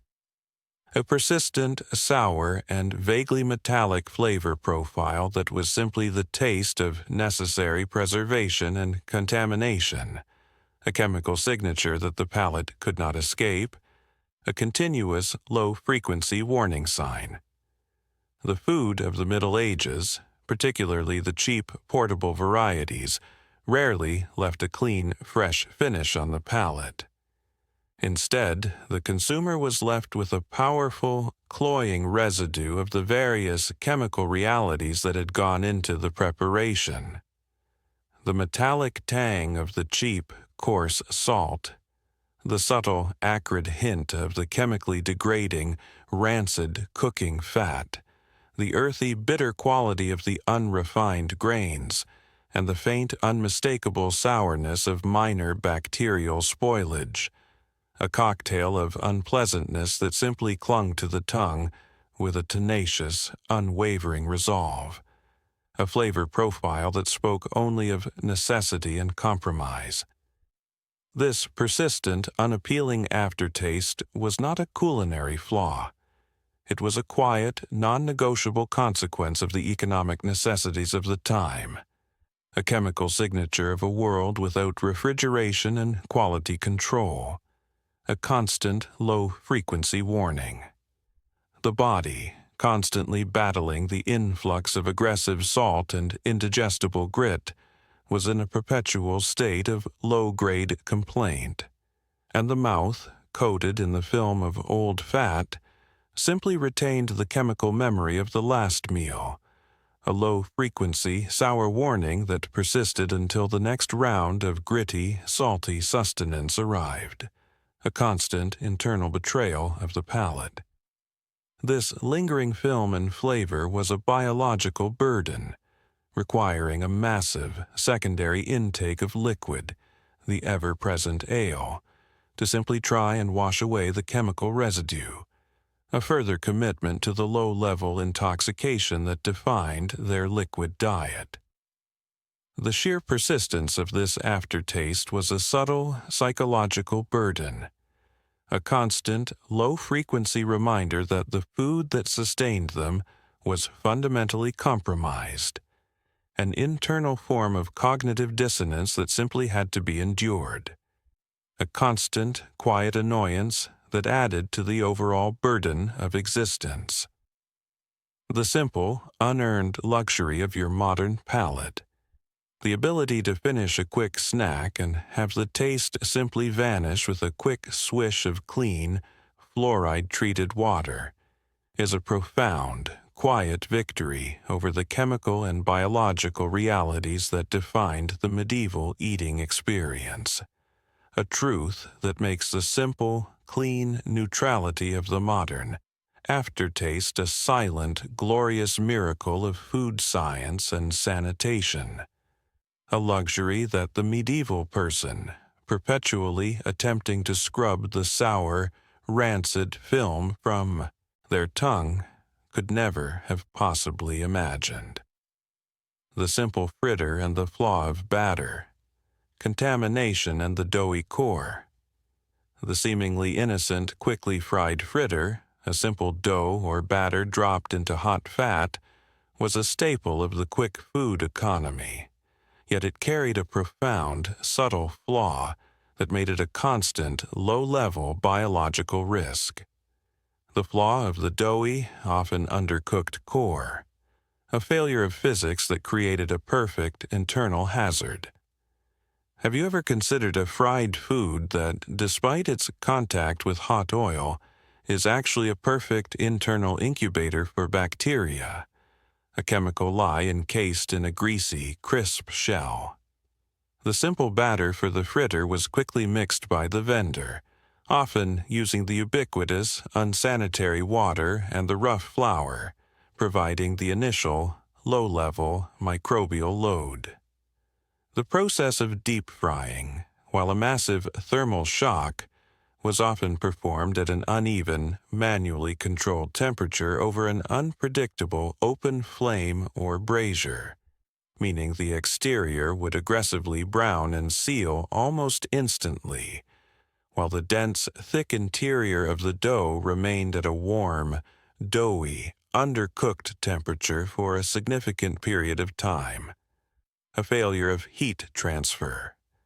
This dense, uncooked core, sealed away from the sterilizing heat of the oil by the quickly hardened outer crust, became a perfect, moist and warm anaerobic environment for the bacteria and spores introduced by the unsanitary water and the vendor's rough hands to thrive. A massive, unmonitored microbial party waiting to be set off by the simple act of ingestion, a profound internal time bomb. Imagine biting into the hot, greasy, aggressively flavored crust, only to be met with the soft, unpleasant resistance of a raw, slightly sticky dough interior. A texture that screamed of inefficiency and biological risk. The consumption of this undercooked core meant a direct, massive, and unnegotiated introduction of the latent bacterial load directly into the digestive system. A massive gamble that the stomach's own defenses would be strong enough to immediately neutralize the sudden influx of pathogens. This simple flaw, this recurring problem of an undercooked interior, was a constant, low-level biological failure of the entire quick-frying process. A subtle, profound act of betrayal by the food itself. The quick, satisfying crunch of the exterior was a deception, masking the danger of the uncooked interior. A recurring, unglamorous truth that made the simple act of eating a fritter a high stakes, internal negotiation with the physics of heat transfer and the simple, unforgiving laws of microbial proliferation. A profound biological irony that the simplest, fastest food was often the most dangerous. A subtle, untreatable, systemic failure. The gastrointestinal legacy, chronic pain, inflammation, and the internal war. The final, undramatized truth of the medieval quick diet was its devastating, non-negotiable impact on the internal life of the consumer. A profound, systemic legacy of chronic pain, inflammation, and an unceasing, debilitating internal war fought entirely within the digestive system. A massive, continuous internal complaint that was simply accepted as the natural rhythm of life. The combination of the abrasive grit in the bread, the rancid, heavy cooking fats, the pervasive, unknown bacterial load in the street food, the constant presence of waterborne parasites from the ale, and the overwhelming salt content created a perfect, continuous recipe for profound, low-grade gastrointestinal distress. A background noise of internal complaint that was simply accepted as the natural state of being. The ingestion of the sharp, indigestible grit in the bread caused continuous microscopic damage to the lining of the stomach and the intestines, creating small, constant points of vulnerability that were immediately exploited by the massive, unsanitized bacterial load from the rancid food and the contaminated water, leading to a constant, low-level internal bleeding and inflammation that simply never fully healed, a constant state of internal biological trauma. The chronic presence of intestinal worms and parasites added another layer of nutrient malabsorption and painful internal friction, a quiet, internal biological war that was fought every single day, without end, against an unseen enemy. This continuous, low-grade internal suffering was simply accepted as the natural state of being, a necessary biological toll exacted by a world without public health infrastructure, a constant chronic discomfort that the mind simply learned to tune out in the face of the massive, immediate demands of physical survival, a constant drain on the body's energy reserves. The cumulative effect of this constant internal trauma was a direct, massive contribution to the short lifespan of the medieval person. A quiet, physical signature of a life lived in profound, unsanitized compromise with their food supply. A relentless, painful degradation that was entirely untreatable and simply had to be endured with a stoic resignation. The quiet, unearned luxury of your modern, smoothly functioning, pain-free digestive system is a profound, monumental testament to the sheer power of sanitation, sterile processing, and the complete elimination of grit and rancidity from the modern food supply. A final, beautiful, and utterly undeserved biological freedom that you now possess. A profound victory over the systemic, internal biological assault that was their daily reality. The illusion of speed, quick to buy, arduous to consume and digest. The core appeal of junk food is its speed. The instant gratification, the quick fix, the rapid consumption that saves time and maximizes caloric intake. A modern expectation that is entirely built on the back of technological efficiency. Yet, in the medieval context, this illusion of speed was a profound daily lie, a truth that entirely broke the modern expectation of effortless consumption, a betrayal of the promise of quick calories. The medieval quick meal was quick to acquire, a simple, rapid transaction at the vendor's stall, a moment of fleeting efficiency.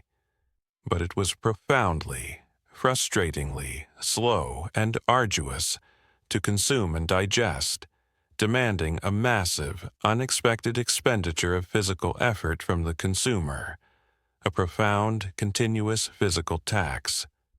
Have you ever considered a quick meal that requires 20 minutes of aggressive, jaw-aching chewing just to break it down? A process that tires the muscles of the face and neck. The sheer physical resistance of the food. The hard, gritty bread.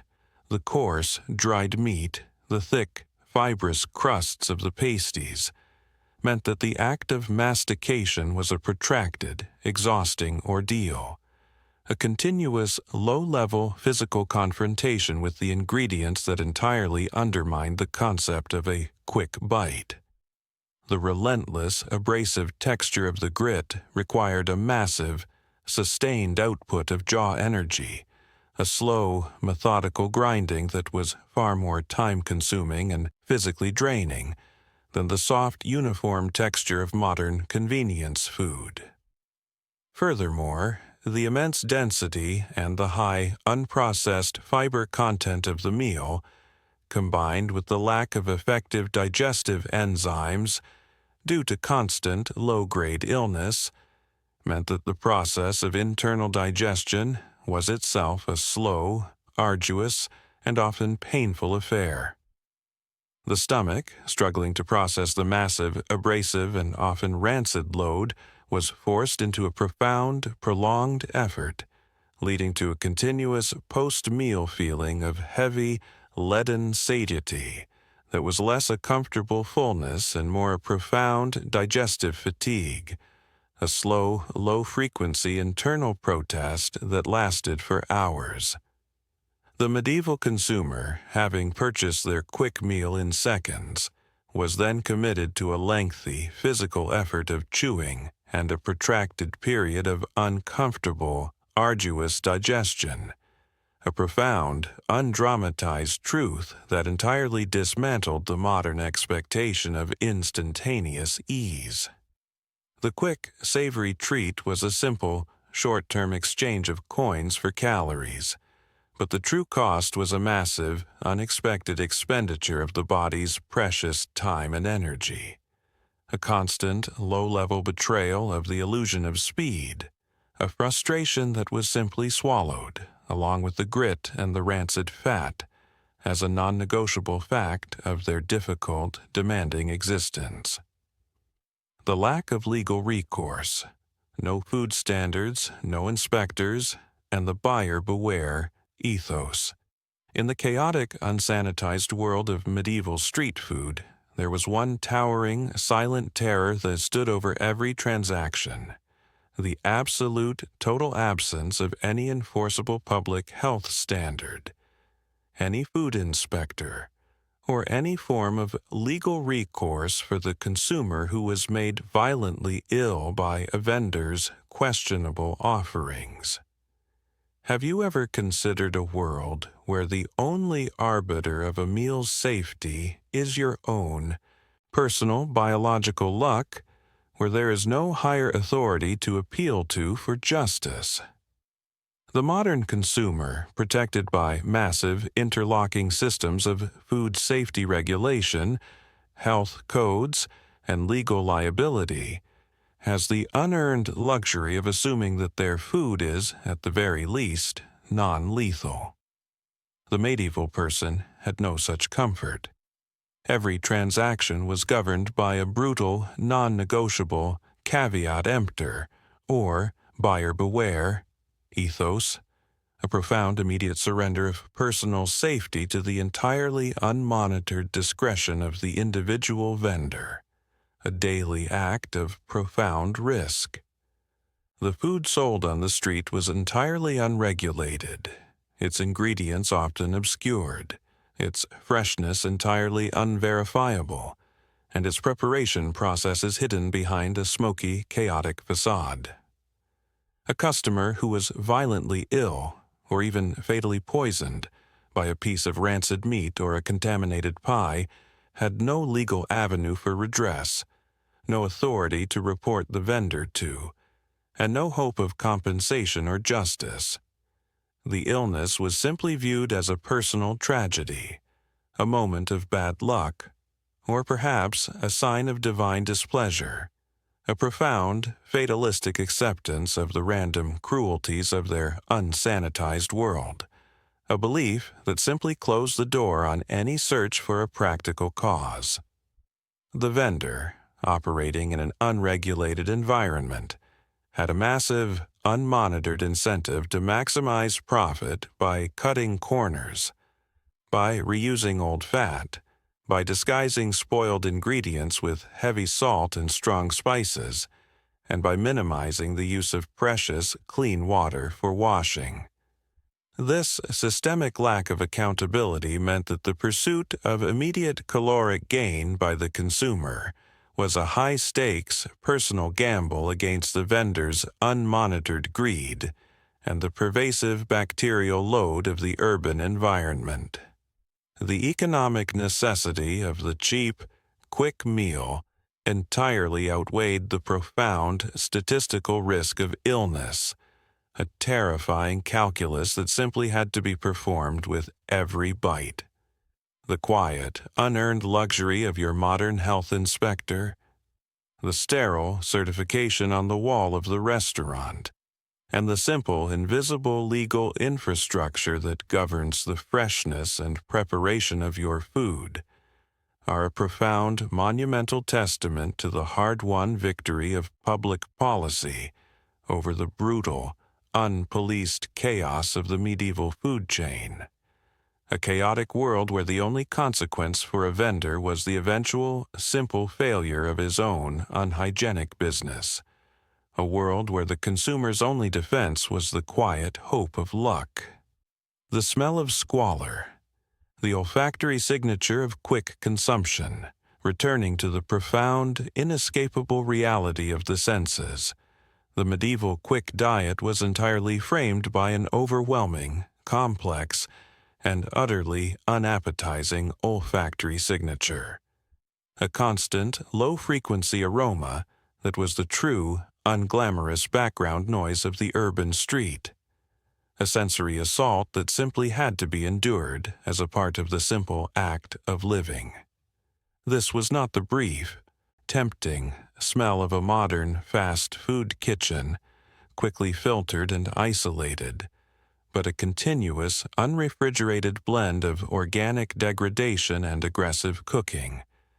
A sensory experience that would simply overwhelm the modern, sensitive nose.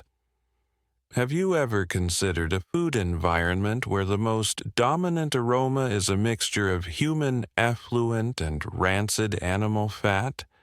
A smell that defined the entire character of the commercial district? The smell began with the non-negotiable reality of the open gutter, a powerful, pervasive aroma of human and animal waste, a constant, slightly sweet ammoniac undertone that permeated every open space. This was immediately overlaid by the cloying, heavy scent of stale, spilled ale, and the damp, earthy aroma of the unwashed rush matting that covered the tavern floors. But the final, most memorable layer was the profound, offensive smell of the quick food preparation itself. The powerful, pungent aroma of aggressive, repeated salting, the sharp, dominating scent of raw onion and strong, cheap herbs, and the overwhelming chemical smell of rancid fat, the unmistakable, acrid aroma of tallow that had been used and reused far beyond its safe chemical lifespan. This was a heavy, oily, slightly metallic smell that clung to the air and the clothing, a pervasive, low-level chemical irritant that was simply the smell of urban commerce. The aroma was a constant, profound reminder that the food was not fresh, that the environment was utterly unsanitary, and that the entire culinary experience was defined by a massive, aggressive attempt to disguise fundamental flaws with powerful, overwhelming odors. The modern consumer, accustomed to a carefully controlled, filtered, and entirely unnatural sensory environment, is entirely shielded from this kind of raw, complex, and utterly repulsive blend of aromas, a sensory trauma that the medieval person simply had to endure with a profound, stoic resignation.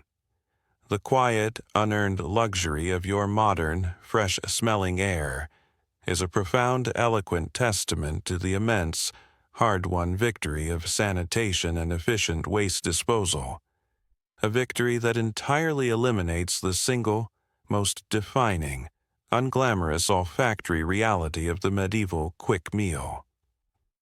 The psychological monotony and resignation, the despair of no choice. The final, devastating psychological consequence of the medieval quick diet was the pervasive, profound monotony. The quiet, persistent despair of eating a food whose fundamental flavor, texture, and content simply never changed. A culinary prison that entirely contrasts with the endless variety and novelty of the modern world. The human brain, in its constant search for novelty, finds a certain comfort in the endless cycle of new flavors, new textures, and new ingredients that define the modern consumer experience, a psychological engagement that provides a constant, low-level stimulation, a continuous, distracting parade of culinary choices. The medieval person's diet, particularly their quick, necessary meals, was a brutal, relentless exercise in the exact opposite, an absolute, non-negotiable repetition of the same coarse grains, the same heavy fats, the same aggressive salt content, and the same dull, earthy flavor profile, day after monotonous day, season after relentless season.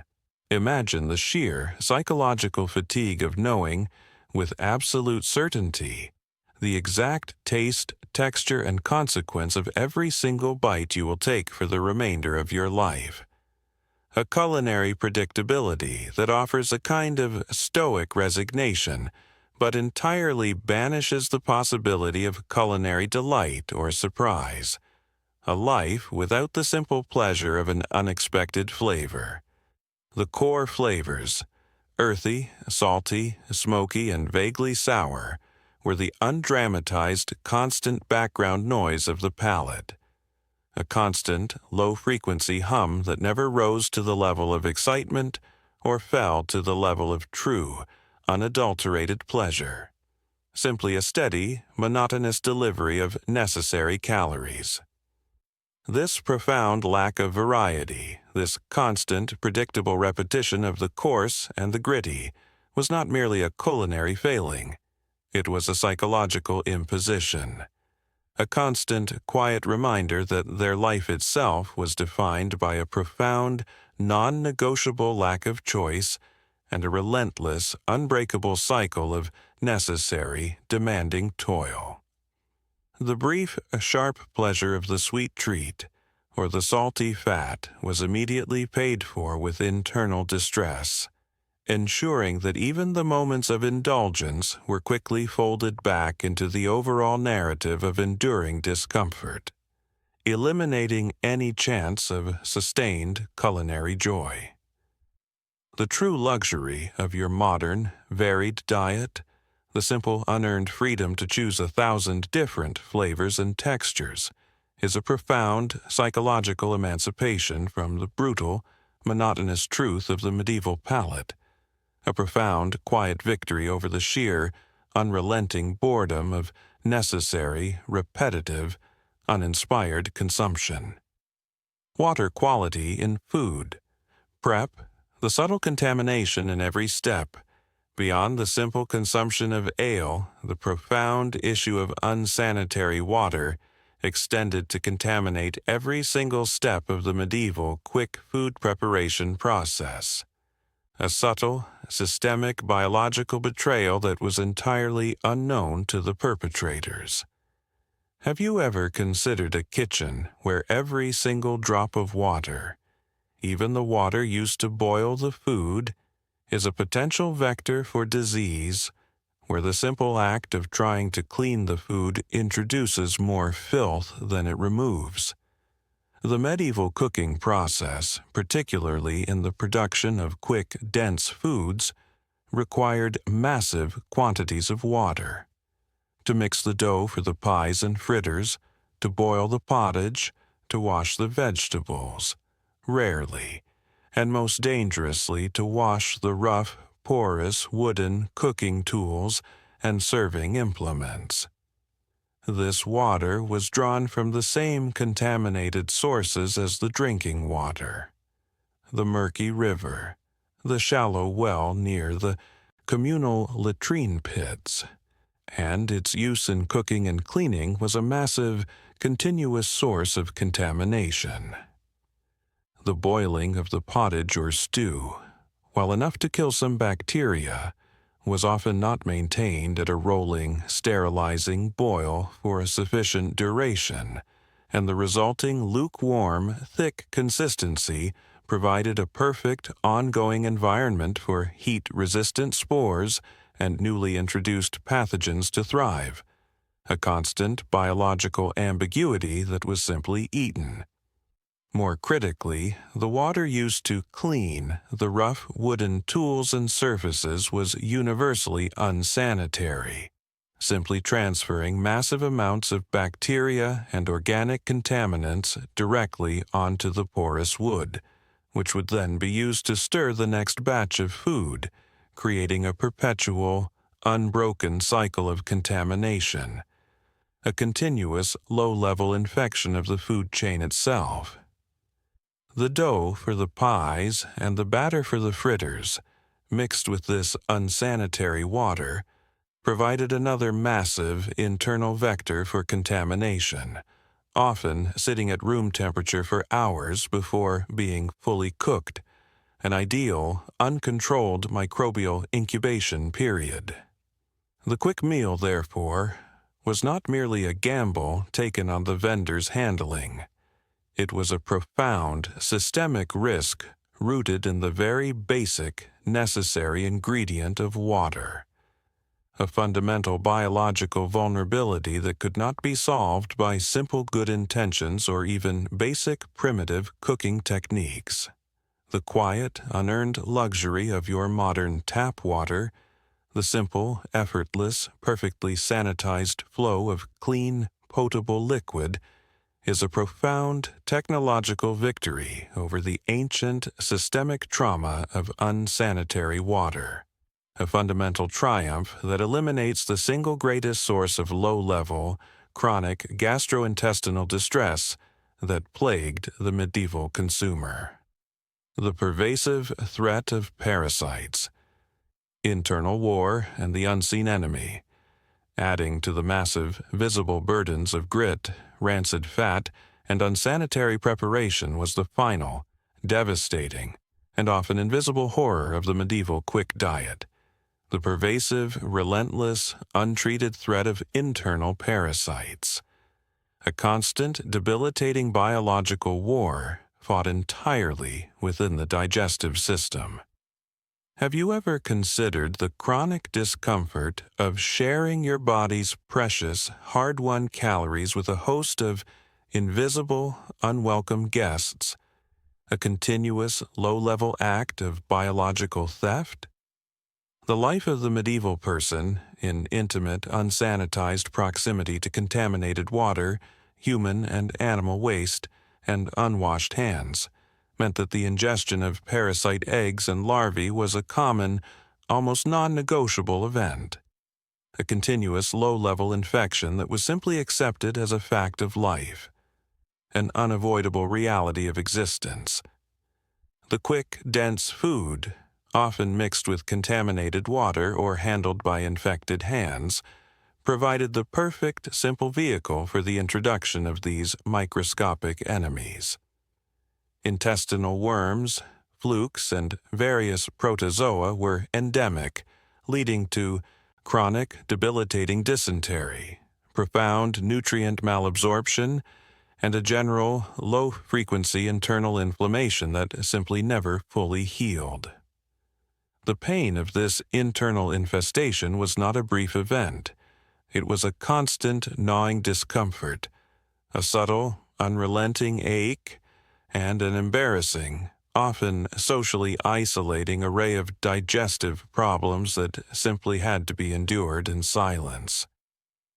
The energy that the body should have been using to fight off disease, or simply sustain physical labor, was constantly being siphoned off by these internal competitors, leading to a state of perpetual, profound exhaustion and weakness, a biological drain that directly contributed to the short lifespan and the general frailty of the populace.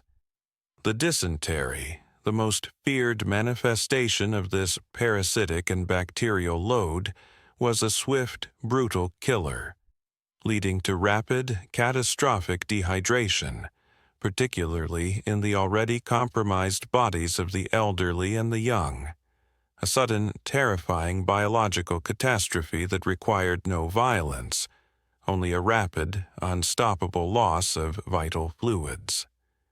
There was no concept of diagnosis, no antiparasitic treatment, and no understanding of the microscopic source of the agony.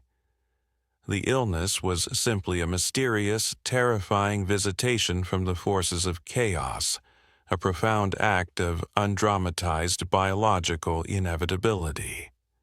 The medieval quick food, the dense, portable, calorie-packed treat, was therefore a profound, deliberate act of biological recklessness, a constant, necessary sacrifice of long-term health for the immediate, non-negotiable requirement of short-term caloric survival, a truth that makes the simple, regulated promise of a modern, fiber-rich, ungritty meal a colossal, quiet, unearned medical luxury, a profound victory over the constant, invisible, internal terror of the unseen enemy. The caloric density trade-off. Why this food was necessary to truly understand the nightmare of medieval junk food, one must understand the absolute, non-negotiable necessity of the calories, a truth that entirely explains the massive trade-off of hygiene for density. Have you ever considered a life where every single calorie you consume is immediately burned off in massive, unmechanized physical labor? A relentless, non-stop expenditure of human energy? The average medieval person, particularly the laborer or peasant who formed the bulk of the quick food market, was operating in a world utterly devoid of power tools, internal combustion, or mechanical assistance.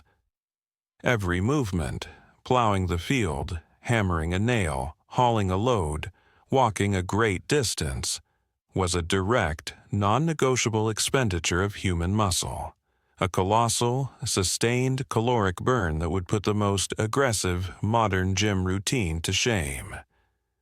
This profound, continuous energy deficit meant that the body's demand for immediate, dense, high-fat, high-carbohydrate fuel was absolute, an unyielding biological imperative that overrode all other concerns, including the subtle warnings of hygiene and flavor. The food had to be dense, it had to be packed with easily accessible energy, and it had to be consumed quickly to allow the laborer to return to the relentless toil. The high-fat content of the rancid fritters, the dense carbohydrates of the gritty bread and pottage, and the steady, caloric flow of the ale were not chosen for their taste. They were chosen because they were the most efficient, cost-effective delivery system for the massive amount of energy required to simply survive the demands of a pre-industrial day. The consumer was not seeking a moment of leisure.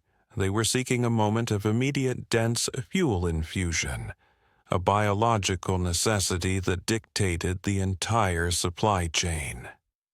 The massive, systemic failure of hygiene was simply the cost of doing business in an economy where the most important thing was the maximum caloric yield for the minimum cost and effort. The medieval person was not gluttonous. They were simply desperate, their bodies screaming for the energy required to lift the next load, pull the next plow, or walk the next mile. The quiet, unearned luxury of your modern caloric trade-off, the choice between high-calorie indulgence and low-calorie health, is a profound, magnificent luxury built entirely on the back of mechanized labor. A final, beautiful victory over the demanding, consuming hunger that defined the medieval existence. The lack of freshness, the tyranny of preservation and the loss of vitality. The final, undramatized truth of the medieval quick diet was the profound, subtle horror of its lack of genuine freshness, a fundamental flaw that entirely eliminated the vital nutrients and the simple, clean flavor of freshly harvested food.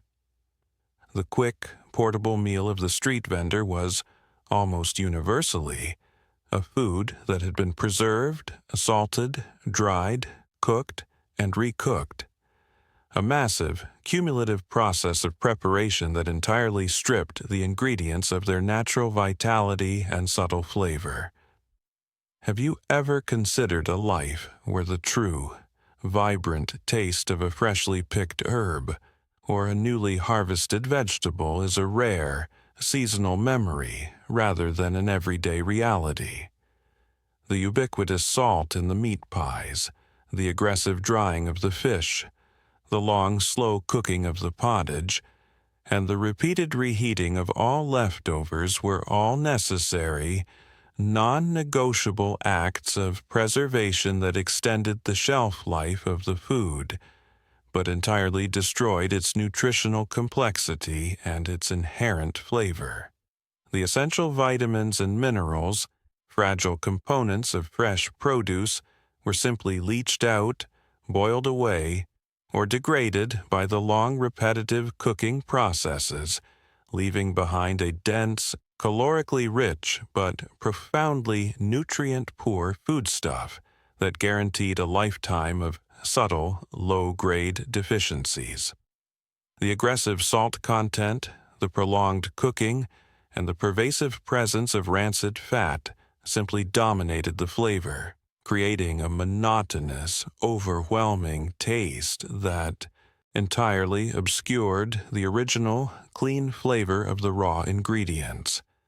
The brief, intense joy of the quick, salty bite was a deception, masking the fact that the consumer was ingesting a food that was biologically dead, stripped of its vitality, and fundamentally compromised. The quiet, unearned luxury of your modern fresh fruit, your brightly colored, crisp vegetables, and the simple, profound taste of a food that has not been heavily salted, dried, or repeatedly boiled, is a massive, nutritional victory. A profound, quiet luxury that entirely eliminates the systemic deficiency and the flavor monotony that defined the medieval quick meal. The life of the vendor, desperation, ambiguity, and the unseen kitchen. To fully comprehend the trauma of medieval junk food, one must peer beyond the smoky facade of the street stall and briefly consider the life of the vendor himself. A figure of profound ambiguity and non-negotiable desperation. The vendor was not a malicious agent of biological chaos. He was a desperate, uneducated economic actor, a small, fragile piece in the immense, unforgiving machine of medieval commerce, driven by the simple, non-negotiable need to survive. His entire livelihood depended on maximizing profit from meager margins, a pressure that naturally incentivized the most unhygienic shortcuts, reusing the rancid fat, mixing the flour with cheaper fillers, and disguising the taste of low-quality or slightly spoiled ingredients with massive amounts of salt and strong seasoning. His kitchen, the hidden space where the bulk of the preparation occurred, was likely a damp, dark, unventilated corner of a building or a crude shelter, entirely prone to the constant presence of vermin, insects, and atmospheric filth. A perfect unmonitored microbial breeding ground that constantly contaminated his raw materials. His lack of basic knowledge of germ theory meant that his unhygienic practices, the unwashed hands, the dirty utensils, the use of unsanitary water, were not malicious acts of poisoning, but simple, necessary, undramatized ignorance. A biological failure born of a profound, systemic lack of public health education. The vendor, standing over his smoky brazier, was simply a man trading immediate calories for coins, entirely unaware that the simple act of wiping his hands on his apron was an act of profound biological warfare against his customer. His desperation, his lack of education, and the brutal logic of medieval scarcity were the true, invisible contaminators of the food, the profound, unromantic reality that entirely underpinned the final, dangerous, quick meal. The endemic illness, acceptance of sickness as the natural state. The profound, continuous, and systemic failure of hygiene in the medieval food chain led to one final, devastating psychological consequence: the cultural acceptance of chronic, low-grade illness as the natural, non-negotiable state of the human body. Have you ever considered a world where a mild, persistent fever, a constant low-grade abdominal ache, or a debilitating, sporadic bout of dysentery is simply viewed as normal, as the natural rhythm of a life lived in a world of inherent filth? This was the psychological landscape of the medieval consumer, a profound, fatalistic acceptance of internal suffering that entirely precluded the modern obsession with perfect health and pristine physical function.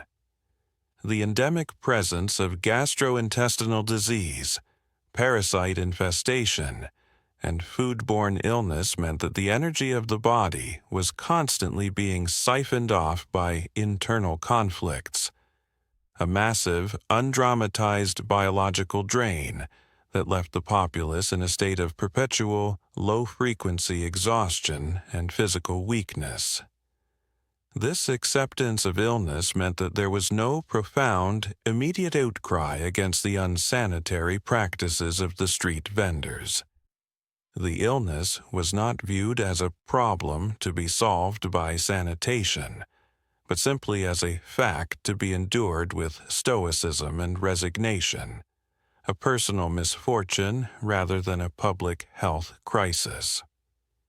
This profound cultural acceptance of chronic illness was the ultimate failure of the medieval quick food economy, a systemic, untreatable biological toll that entirely undermined the vitality of the population, a constant, low-level war against the unseen enemy that simply had to be endured until the eventual, final, fatal infection. The simple drink, the unseen, dangers of water sources beyond the ale.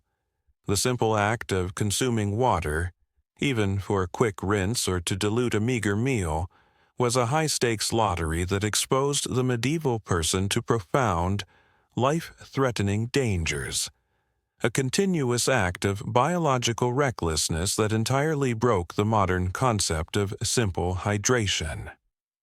The water sources available to the average urban consumer, the communal well, the local river, the public cistern, were universally and immediately contaminated by the pervasive, unsanitized urban environment. The well, often shallow, was constantly receiving runoff from the surrounding unpaved streets and the nearby communal latrine pits, a massive, continuous influx of biological waste. The river, the source of life for the city, was also its sewer, its laundry, and its industrial waste receptacle, a turbid, murky soup of pathogens and chemical byproducts. The act of drawing water from these sources, an essential daily ritual, was a constant, non-negotiable act of introducing massive amounts of bacteria, viruses, and parasites directly into the home and the food supply.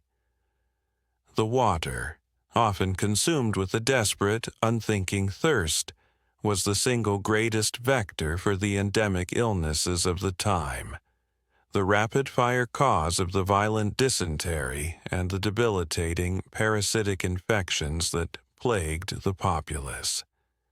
The quiet, unearned luxury of your modern tap water, the simple, effortless, perfectly sanitized flow of clean, potable liquid, is a profound technological victory over the ancient, systemic trauma of unsanitary water, a fundamental triumph that eliminates the single greatest source of low-level, chronic gastrointestinal distress that plagued the medieval consumer, a constant internal biological war that was fought every single day without end. The lack of freshness, the tyranny of preservation, and the loss of vitality. The final, undramatized truth of the medieval quick diet was the profound, subtle horror of its lack of genuine freshness, a fundamental flaw that entirely eliminated the vital nutrients and the simple, clean flavor of freshly harvested food. The quick, portable meal of the street vendor was, almost universally, a food that had been preserved, salted, dried, cooked, and recooked, a massive cumulative process of preparation that entirely stripped the ingredients of their natural vitality and subtle flavor. Have you ever considered a life where the true, vibrant taste of a freshly picked herb or a newly harvested vegetable is a rare, seasonal memory rather than an everyday reality? The ubiquitous salt in the meat pies, the aggressive drying of the fish, the long, slow cooking of the pottage, and the repeated reheating of all leftovers were all necessary, non-negotiable acts of preservation that extended the shelf life of the food, but entirely destroyed its nutritional complexity and its inherent flavor. The essential vitamins and minerals, fragile components of fresh produce, were simply leached out, boiled away, or degraded by the long, repetitive cooking processes, leaving behind a dense, calorically rich but profoundly nutrient-poor foodstuff that guaranteed a lifetime of subtle, low-grade deficiencies. The aggressive salt content, the prolonged cooking, and the pervasive presence of rancid fat simply dominated the flavor, creating a monotonous, overwhelming taste that entirely obscured the original, clean flavor of the raw ingredients. The brief, intense joy of the quick, salty bite was a deception, masking the fact that the consumer was ingesting a food that was biologically dead, stripped of its vitality, and fundamentally compromised. The quiet, unearned luxury of your modern fresh fruit, your brightly colored, crisp vegetables, and the simple, profound taste of a food that has not been heavily salted, dried, or repeatedly boiled, is a massive nutritional victory, a profound, quiet luxury that entirely eliminates the systemic deficiency and the flavor monotony that defined the medieval quick meal. The simple drink, the unseen dangers of water sources. Beyond the ale, the simple act of consuming water, even for a quick rinse or to dilute a meager meal, was a high-stakes lottery that exposed the medieval person to profound, life-threatening dangers, a continuous act of biological recklessness that entirely broke the modern concept of simple hydration. The water sources available to the average urban consumer, the communal well, the local river, the public cistern, were universally and immediately contaminated by the pervasive, unsanitized urban environment. The well, often shallow, was constantly receiving runoff from the surrounding unpaved streets and the nearby communal latrine pits, a massive, continuous influx of biological waste. The river, the source of life for the city, was also its sewer, its laundry, and its industrial waste receptacle, a turbid, murky soup of pathogens and chemical byproducts. The act of drawing water from these sources, an essential daily ritual, was a constant, non-negotiable act of introducing massive amounts of bacteria, viruses, and parasites directly into the home and the food supply. The water, often consumed with a desperate, unthinking thirst, was the single greatest vector for the endemic illnesses of the time, the rapid-fire cause of the violent dysentery, and the debilitating parasitic infections that plagued the populace. The quiet, unearned luxury of your modern tap water, the simple, effortless, perfectly sanitized flow of clean, potable liquid, is a profound technological victory over the ancient, systemic trauma of unsanitary water, a fundamental triumph that eliminates the single greatest source of low-level, chronic gastrointestinal distress that plagued the medieval consumer, a constant internal biological war that was fought every single day without end. The lack of freshness, the tyranny of preservation, and the loss of vitality. The final, undramatized truth of the medieval quick diet was the profound, subtle horror of its lack of genuine freshness, a fundamental flaw that entirely eliminated the vital nutrients and the simple, clean flavor of freshly harvested food. The quick, portable meal of the street vendor was, almost universally, a food that had been preserved, salted, dried, cooked, and recooked, a massive, cumulative process of preparation that entirely stripped the ingredients of their natural vitality and subtle flavor. Have you ever considered a life where the true, vibrant taste of a freshly picked herb or a newly harvested vegetable is a rare, seasonal memory rather than an everyday reality? The ubiquitous salt in the meat pies, the aggressive drying of the fish, the long, slow cooking of the pottage, and the repeated reheating of all leftovers were all necessary, non-negotiable acts of preservation that extended the shelf life of the food, but entirely destroyed its nutritional complexity and its inherent flavor. The essential vitamins and minerals, fragile components of fresh produce, were simply leached out, boiled away, or degraded by the long, repetitive cooking processes, leaving behind a dense, calorically rich, but profoundly nutrient-poor foodstuff that guaranteed a lifetime of subtle, low-grade deficiencies. The aggressive salt content, the prolonged cooking, and the pervasive presence of rancid fat simply dominated the flavor, creating a monotonous, overwhelming taste that entirely obscured the original, clean flavor of the raw ingredients. The brief, intense joy of the quick, salty bite was a deception, masking the fact that the consumer was ingesting a food that was biologically dead, stripped of its vitality, and fundamentally compromised. The quiet, unearned luxury of your modern, fresh fruit, your brightly colored, crisp vegetables, and the simple, profound taste of a food that has not been heavily salted, dried, or repeatedly boiled, is a massive nutritional victory, a profound, quiet luxury that entirely eliminates the systemic deficiency and the flavor monotony that defined the medieval quick meal. The simple drink, the unseen dangers of water sources. Beyond the ale, the simple act of consuming water, even for a quick rinse or to dilute a meager meal, was a high-stakes lottery that exposed the medieval person to profound, life-threatening dangers, a continuous act of biological recklessness that entirely broke the modern concept of simple hydration. The water sources available to the average urban consumer, the communal well, the local river, the public cistern, were universally and immediately contaminated by the pervasive, unsanitized urban environment.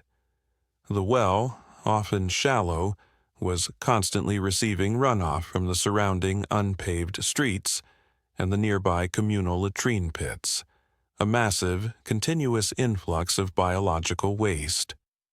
The river, the source of life for the city, was also its sewer, its laundry, and its industrial waste receptacle, a turbid, murky soup of pathogens and chemical byproducts. The act of drawing water from these sources, an essential daily ritual, was a constant, non-negotiable act of introducing massive amounts of bacteria, viruses, and parasites directly into the home and the food supply. The water, often consumed with a desperate, unthinking thirst, was the single greatest vector for the endemic illnesses of the time, the rapid-fire cause of the violent dysentery and the debilitating parasitic infections that plagued the populace. The quiet, unearned luxury of your modern tap water, the simple, effortless, perfectly sanitized flow of clean, potable liquid, is a profound technological victory over the ancient, systemic trauma of unsanitary water. A fundamental triumph that eliminates the single greatest source of low-level, chronic gastrointestinal distress that plagued the medieval consumer. A constant internal biological war that was fought every single day without end. The lack of freshness, the tyranny of preservation and the loss of vitality.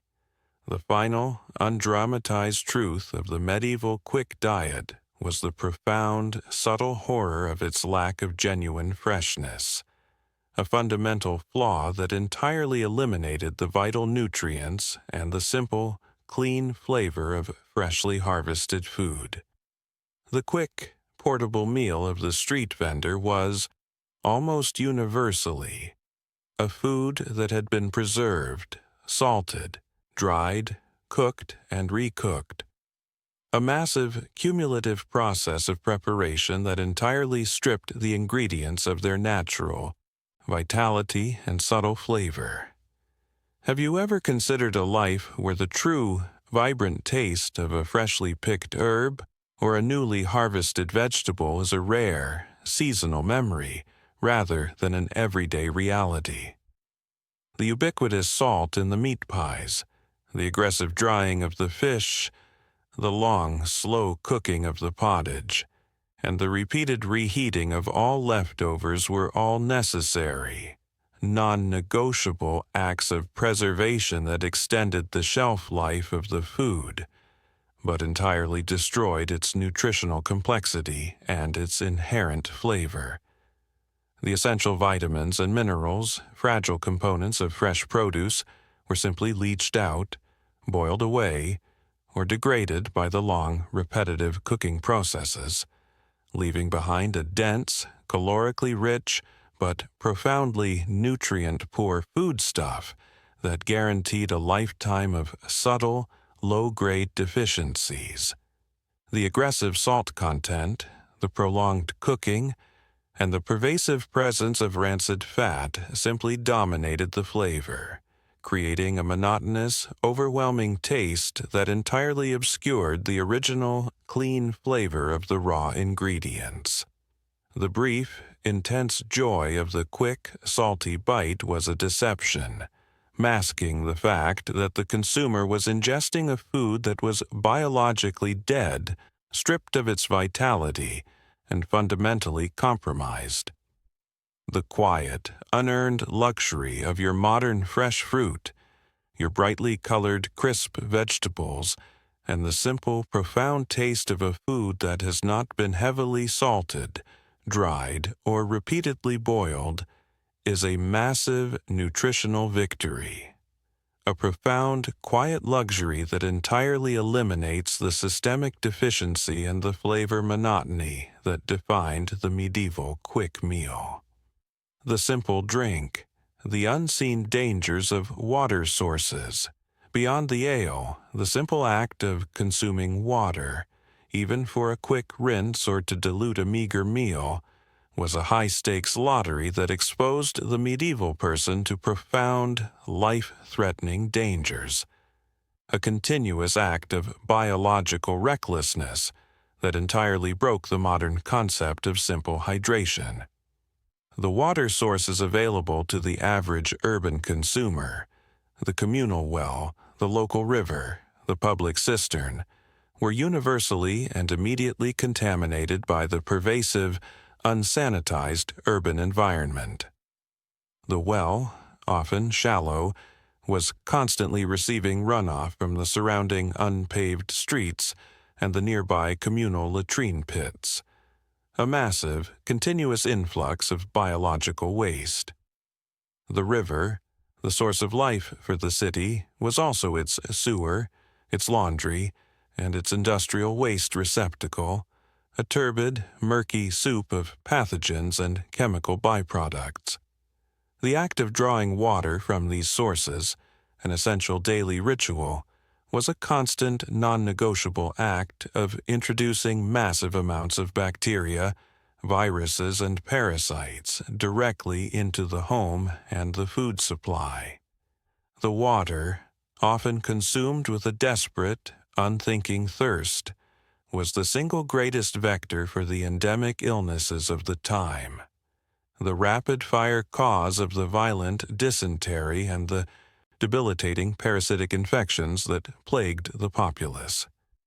The quiet, unearned luxury of your modern tap water, the simple, effortless, perfectly sanitized flow of clean, potable liquid, is a profound, technological victory over the ancient systemic trauma of unsanitary water, a fundamental triumph that eliminates the single greatest source of low-level, chronic gastrointestinal distress that plagued the medieval consumer. A constant internal biological war that was fought every single day, without end. The lack of freshness, the tyranny of preservation, and the loss of vitality. The final, undramatized truth of the medieval quick diet was the profound, subtle horror of its lack of genuine freshness, a fundamental flaw that entirely eliminated the vital nutrients and the simple, clean flavor of freshly harvested food. The quick, portable meal of the street vendor was, almost universally, a food that had been preserved, salted, dried, cooked, and recooked. A massive, cumulative process of preparation that entirely stripped the ingredients of their natural vitality and subtle flavor.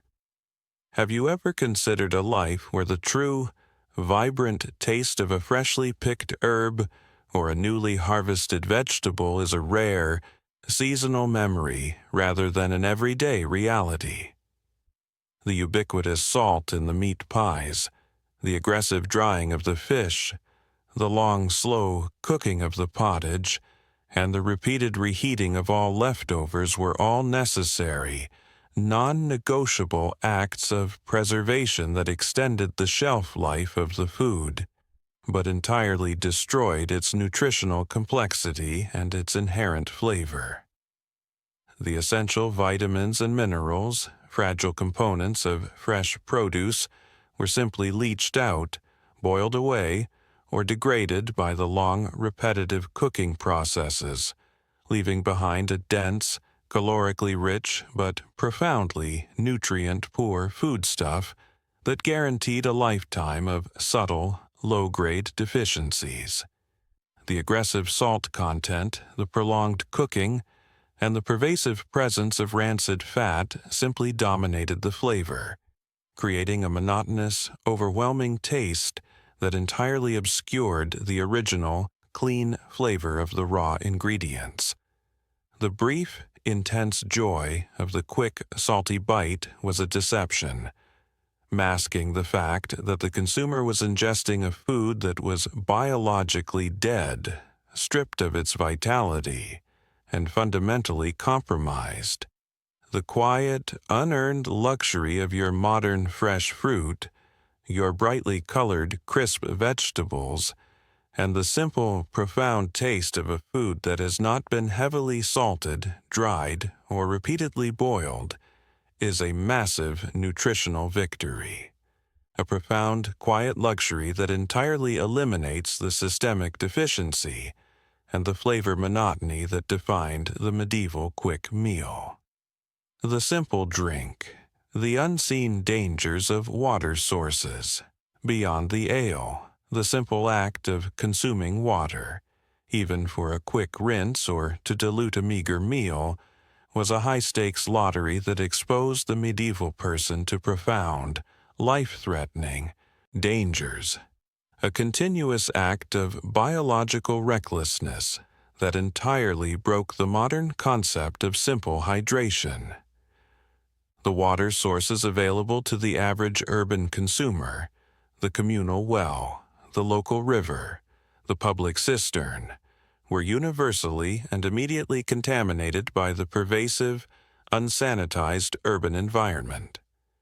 The well, often shallow, was constantly receiving runoff from the surrounding unpaved streets and the nearby communal latrine pits, a massive, continuous influx of biological waste. The river, the source of life for the city, was also its sewer, its laundry, and its industrial waste receptacle, a turbid, murky soup of pathogens and chemical byproducts. The act of drawing water from these sources, an essential daily ritual, was a constant, non-negotiable act of introducing massive amounts of bacteria, viruses, and parasites directly into the home and the food supply. The water, often consumed with a desperate, unthinking thirst, was the single greatest vector for the endemic illnesses of the time, the rapid-fire cause of the violent dysentery and the debilitating parasitic infections that plagued the populace. The quiet, unearned luxury of your modern tap water, the simple, effortless, perfectly sanitized flow of clean, potable liquid, is a profound technological victory over the ancient, systemic trauma of unsanitary water, a fundamental triumph that eliminates the single greatest source of low-level, chronic gastrointestinal distress that plagued the medieval consumer, a constant internal biological war that was fought every single day without end. The lack of freshness, the tyranny of preservation and the loss of vitality.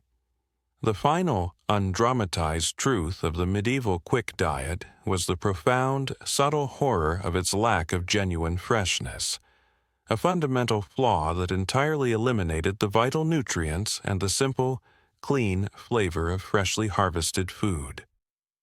The quick, portable meal of the street vendor was, almost universally, a food that had been preserved, salted, dried, cooked, and recooked, a massive, cumulative process of preparation that entirely stripped the ingredients of their natural vitality and subtle flavor. Have you ever considered a life where the true, vibrant taste of a freshly picked herb or a newly harvested vegetable is a rare, seasonal memory rather than an everyday reality? The ubiquitous salt in the meat pies, the aggressive drying of the fish, the long, slow cooking of the pottage, and the repeated reheating of all leftovers were all necessary, non-negotiable acts of preservation that extended the shelf life of the food, but entirely destroyed its nutritional complexity and its inherent flavor. The essential vitamins and minerals, fragile components of fresh produce, were simply leached out, boiled away, or degraded by the long, repetitive cooking processes, leaving behind a dense, calorically rich but profoundly nutrient-poor foodstuff that guaranteed a lifetime of subtle, low-grade deficiencies. The aggressive salt content, the prolonged cooking, and the pervasive presence of rancid fat simply dominated the flavor, creating a monotonous, overwhelming taste that entirely obscured the original, clean flavor of the raw ingredients. The brief, intense joy of the quick, salty bite was a deception, masking the fact that the consumer was ingesting a food that was biologically dead, stripped of its vitality, and fundamentally compromised. The quiet, unearned luxury of your modern fresh fruit, your brightly colored, crisp vegetables, and the simple, profound taste of a food that has not been heavily salted, dried, or repeatedly boiled, is a massive nutritional victory, a profound, quiet luxury that entirely eliminates the systemic deficiency and the flavor monotony that defined the medieval quick meal. The simple drink, the unseen dangers of water sources. Beyond the ale, the simple act of consuming water, even for a quick rinse or to dilute a meager meal, was a high-stakes lottery that exposed the medieval person to profound, life-threatening dangers. A continuous act of biological recklessness that entirely broke the modern concept of simple hydration. The water sources available to the average urban consumer, the communal well, the local river, the public cistern, were universally and immediately contaminated by the pervasive, unsanitized urban environment. The well, often shallow, was constantly receiving runoff from the surrounding unpaved streets and the nearby communal latrine pits, a massive, continuous influx of biological waste. The river, the source of life for the city, was also its sewer, its laundry, and its industrial waste receptacle, a turbid, murky soup of pathogens and chemical byproducts. The act of drawing water from these sources, an essential daily ritual, was a constant, non-negotiable act of introducing massive amounts of bacteria, viruses, and parasites directly into the home and the food supply. The water, often consumed with a desperate, unthinking thirst, was the single greatest vector for the endemic illnesses of the time, the rapid-fire cause of the violent dysentery, and the debilitating parasitic infections that plagued the populace. The quiet, unearned luxury of your modern tap water, the simple, effortless, perfectly sanitized flow of clean, potable liquid, is a profound technological victory over the ancient systemic trauma of unsanitary water. A fundamental triumph that eliminates the single greatest source of low-level, chronic gastrointestinal distress that plagued the medieval consumer, a constant internal biological war that was fought every single day, without end. The lack of freshness, the tyranny of preservation, and the loss of vitality. The final, undramatized truth of the medieval quick diet was the profound, subtle horror of its lack of genuine freshness, a fundamental flaw that entirely eliminated the vital nutrients and the simple, clean flavor of freshly harvested food. The quick, portable meal of the street vendor was, almost universally, a food that had been preserved, salted, dried, cooked, and recooked, a massive, cumulative process of preparation that entirely stripped the ingredients of their natural vitality and subtle flavor. Have you ever considered a life where the true, vibrant taste of a freshly picked herb or a newly harvested vegetable is a rare, seasonal memory rather than an everyday reality?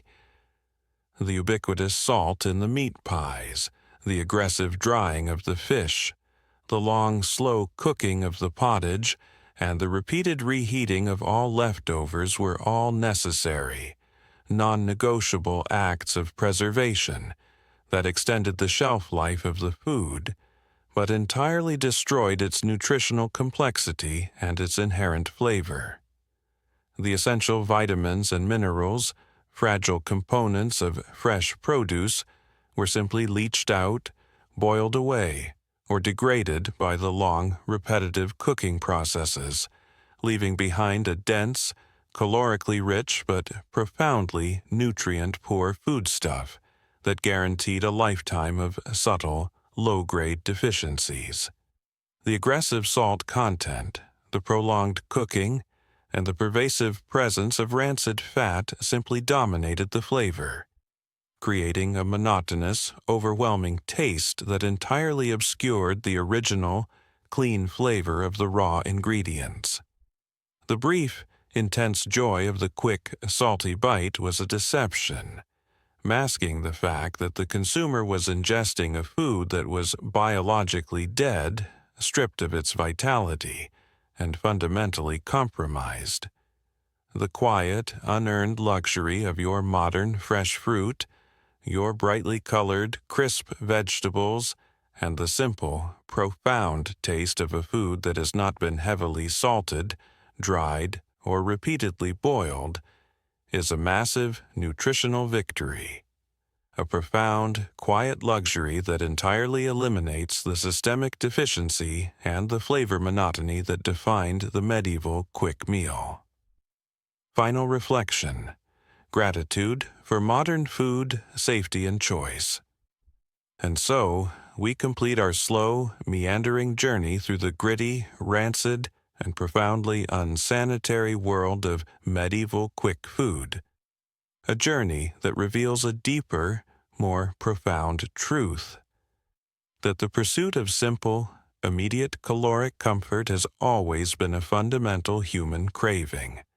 But the cost of that comfort in the pre-modern world was a staggering, non-negotiable biological gamble. The medieval junk food experience was a massive, daily act of compromise, a relentless negotiation between hunger and hygiene, necessity and profound physical trauma, a life lived with a quiet, constant internal battle against the simple, brutal realities of scarcity and unsanitary conditions. The final, soft, comforting truth to take with you into your own, luxurious modern sleep is the simple, profound miracle of your modern food security, the unearned, incredible luxury of choosing a quick snack that is guaranteed by massive, interlocking systems of public health, science, and abundance to be free of grit, rancid fat, parasites, and massive bacterial load. Let the phantom crunch of the grit, the cloying stench of the old fat, and the pervasive fear of the hidden microbes serve as a final, hypnotic lullaby, a soft, low-frequency hum of historical discomfort that will only make the soft, clean reality of your own sheets, your clean water, and your perfectly pasteurized comfort food feel all the more profoundly comforting as you drift now, gently, safely, and entirely alone, into the deep, dark, and utterly peaceful sleep of a world where the simplest act of eating a quick, comforting treat is no longer a high-stakes, life-threatening gamble. Rest deeply, knowing that tonight your stomach is safe, your teeth are intact, and your greatest culinary worry is simply the choice between two equally clean, equally non-lethal flavors.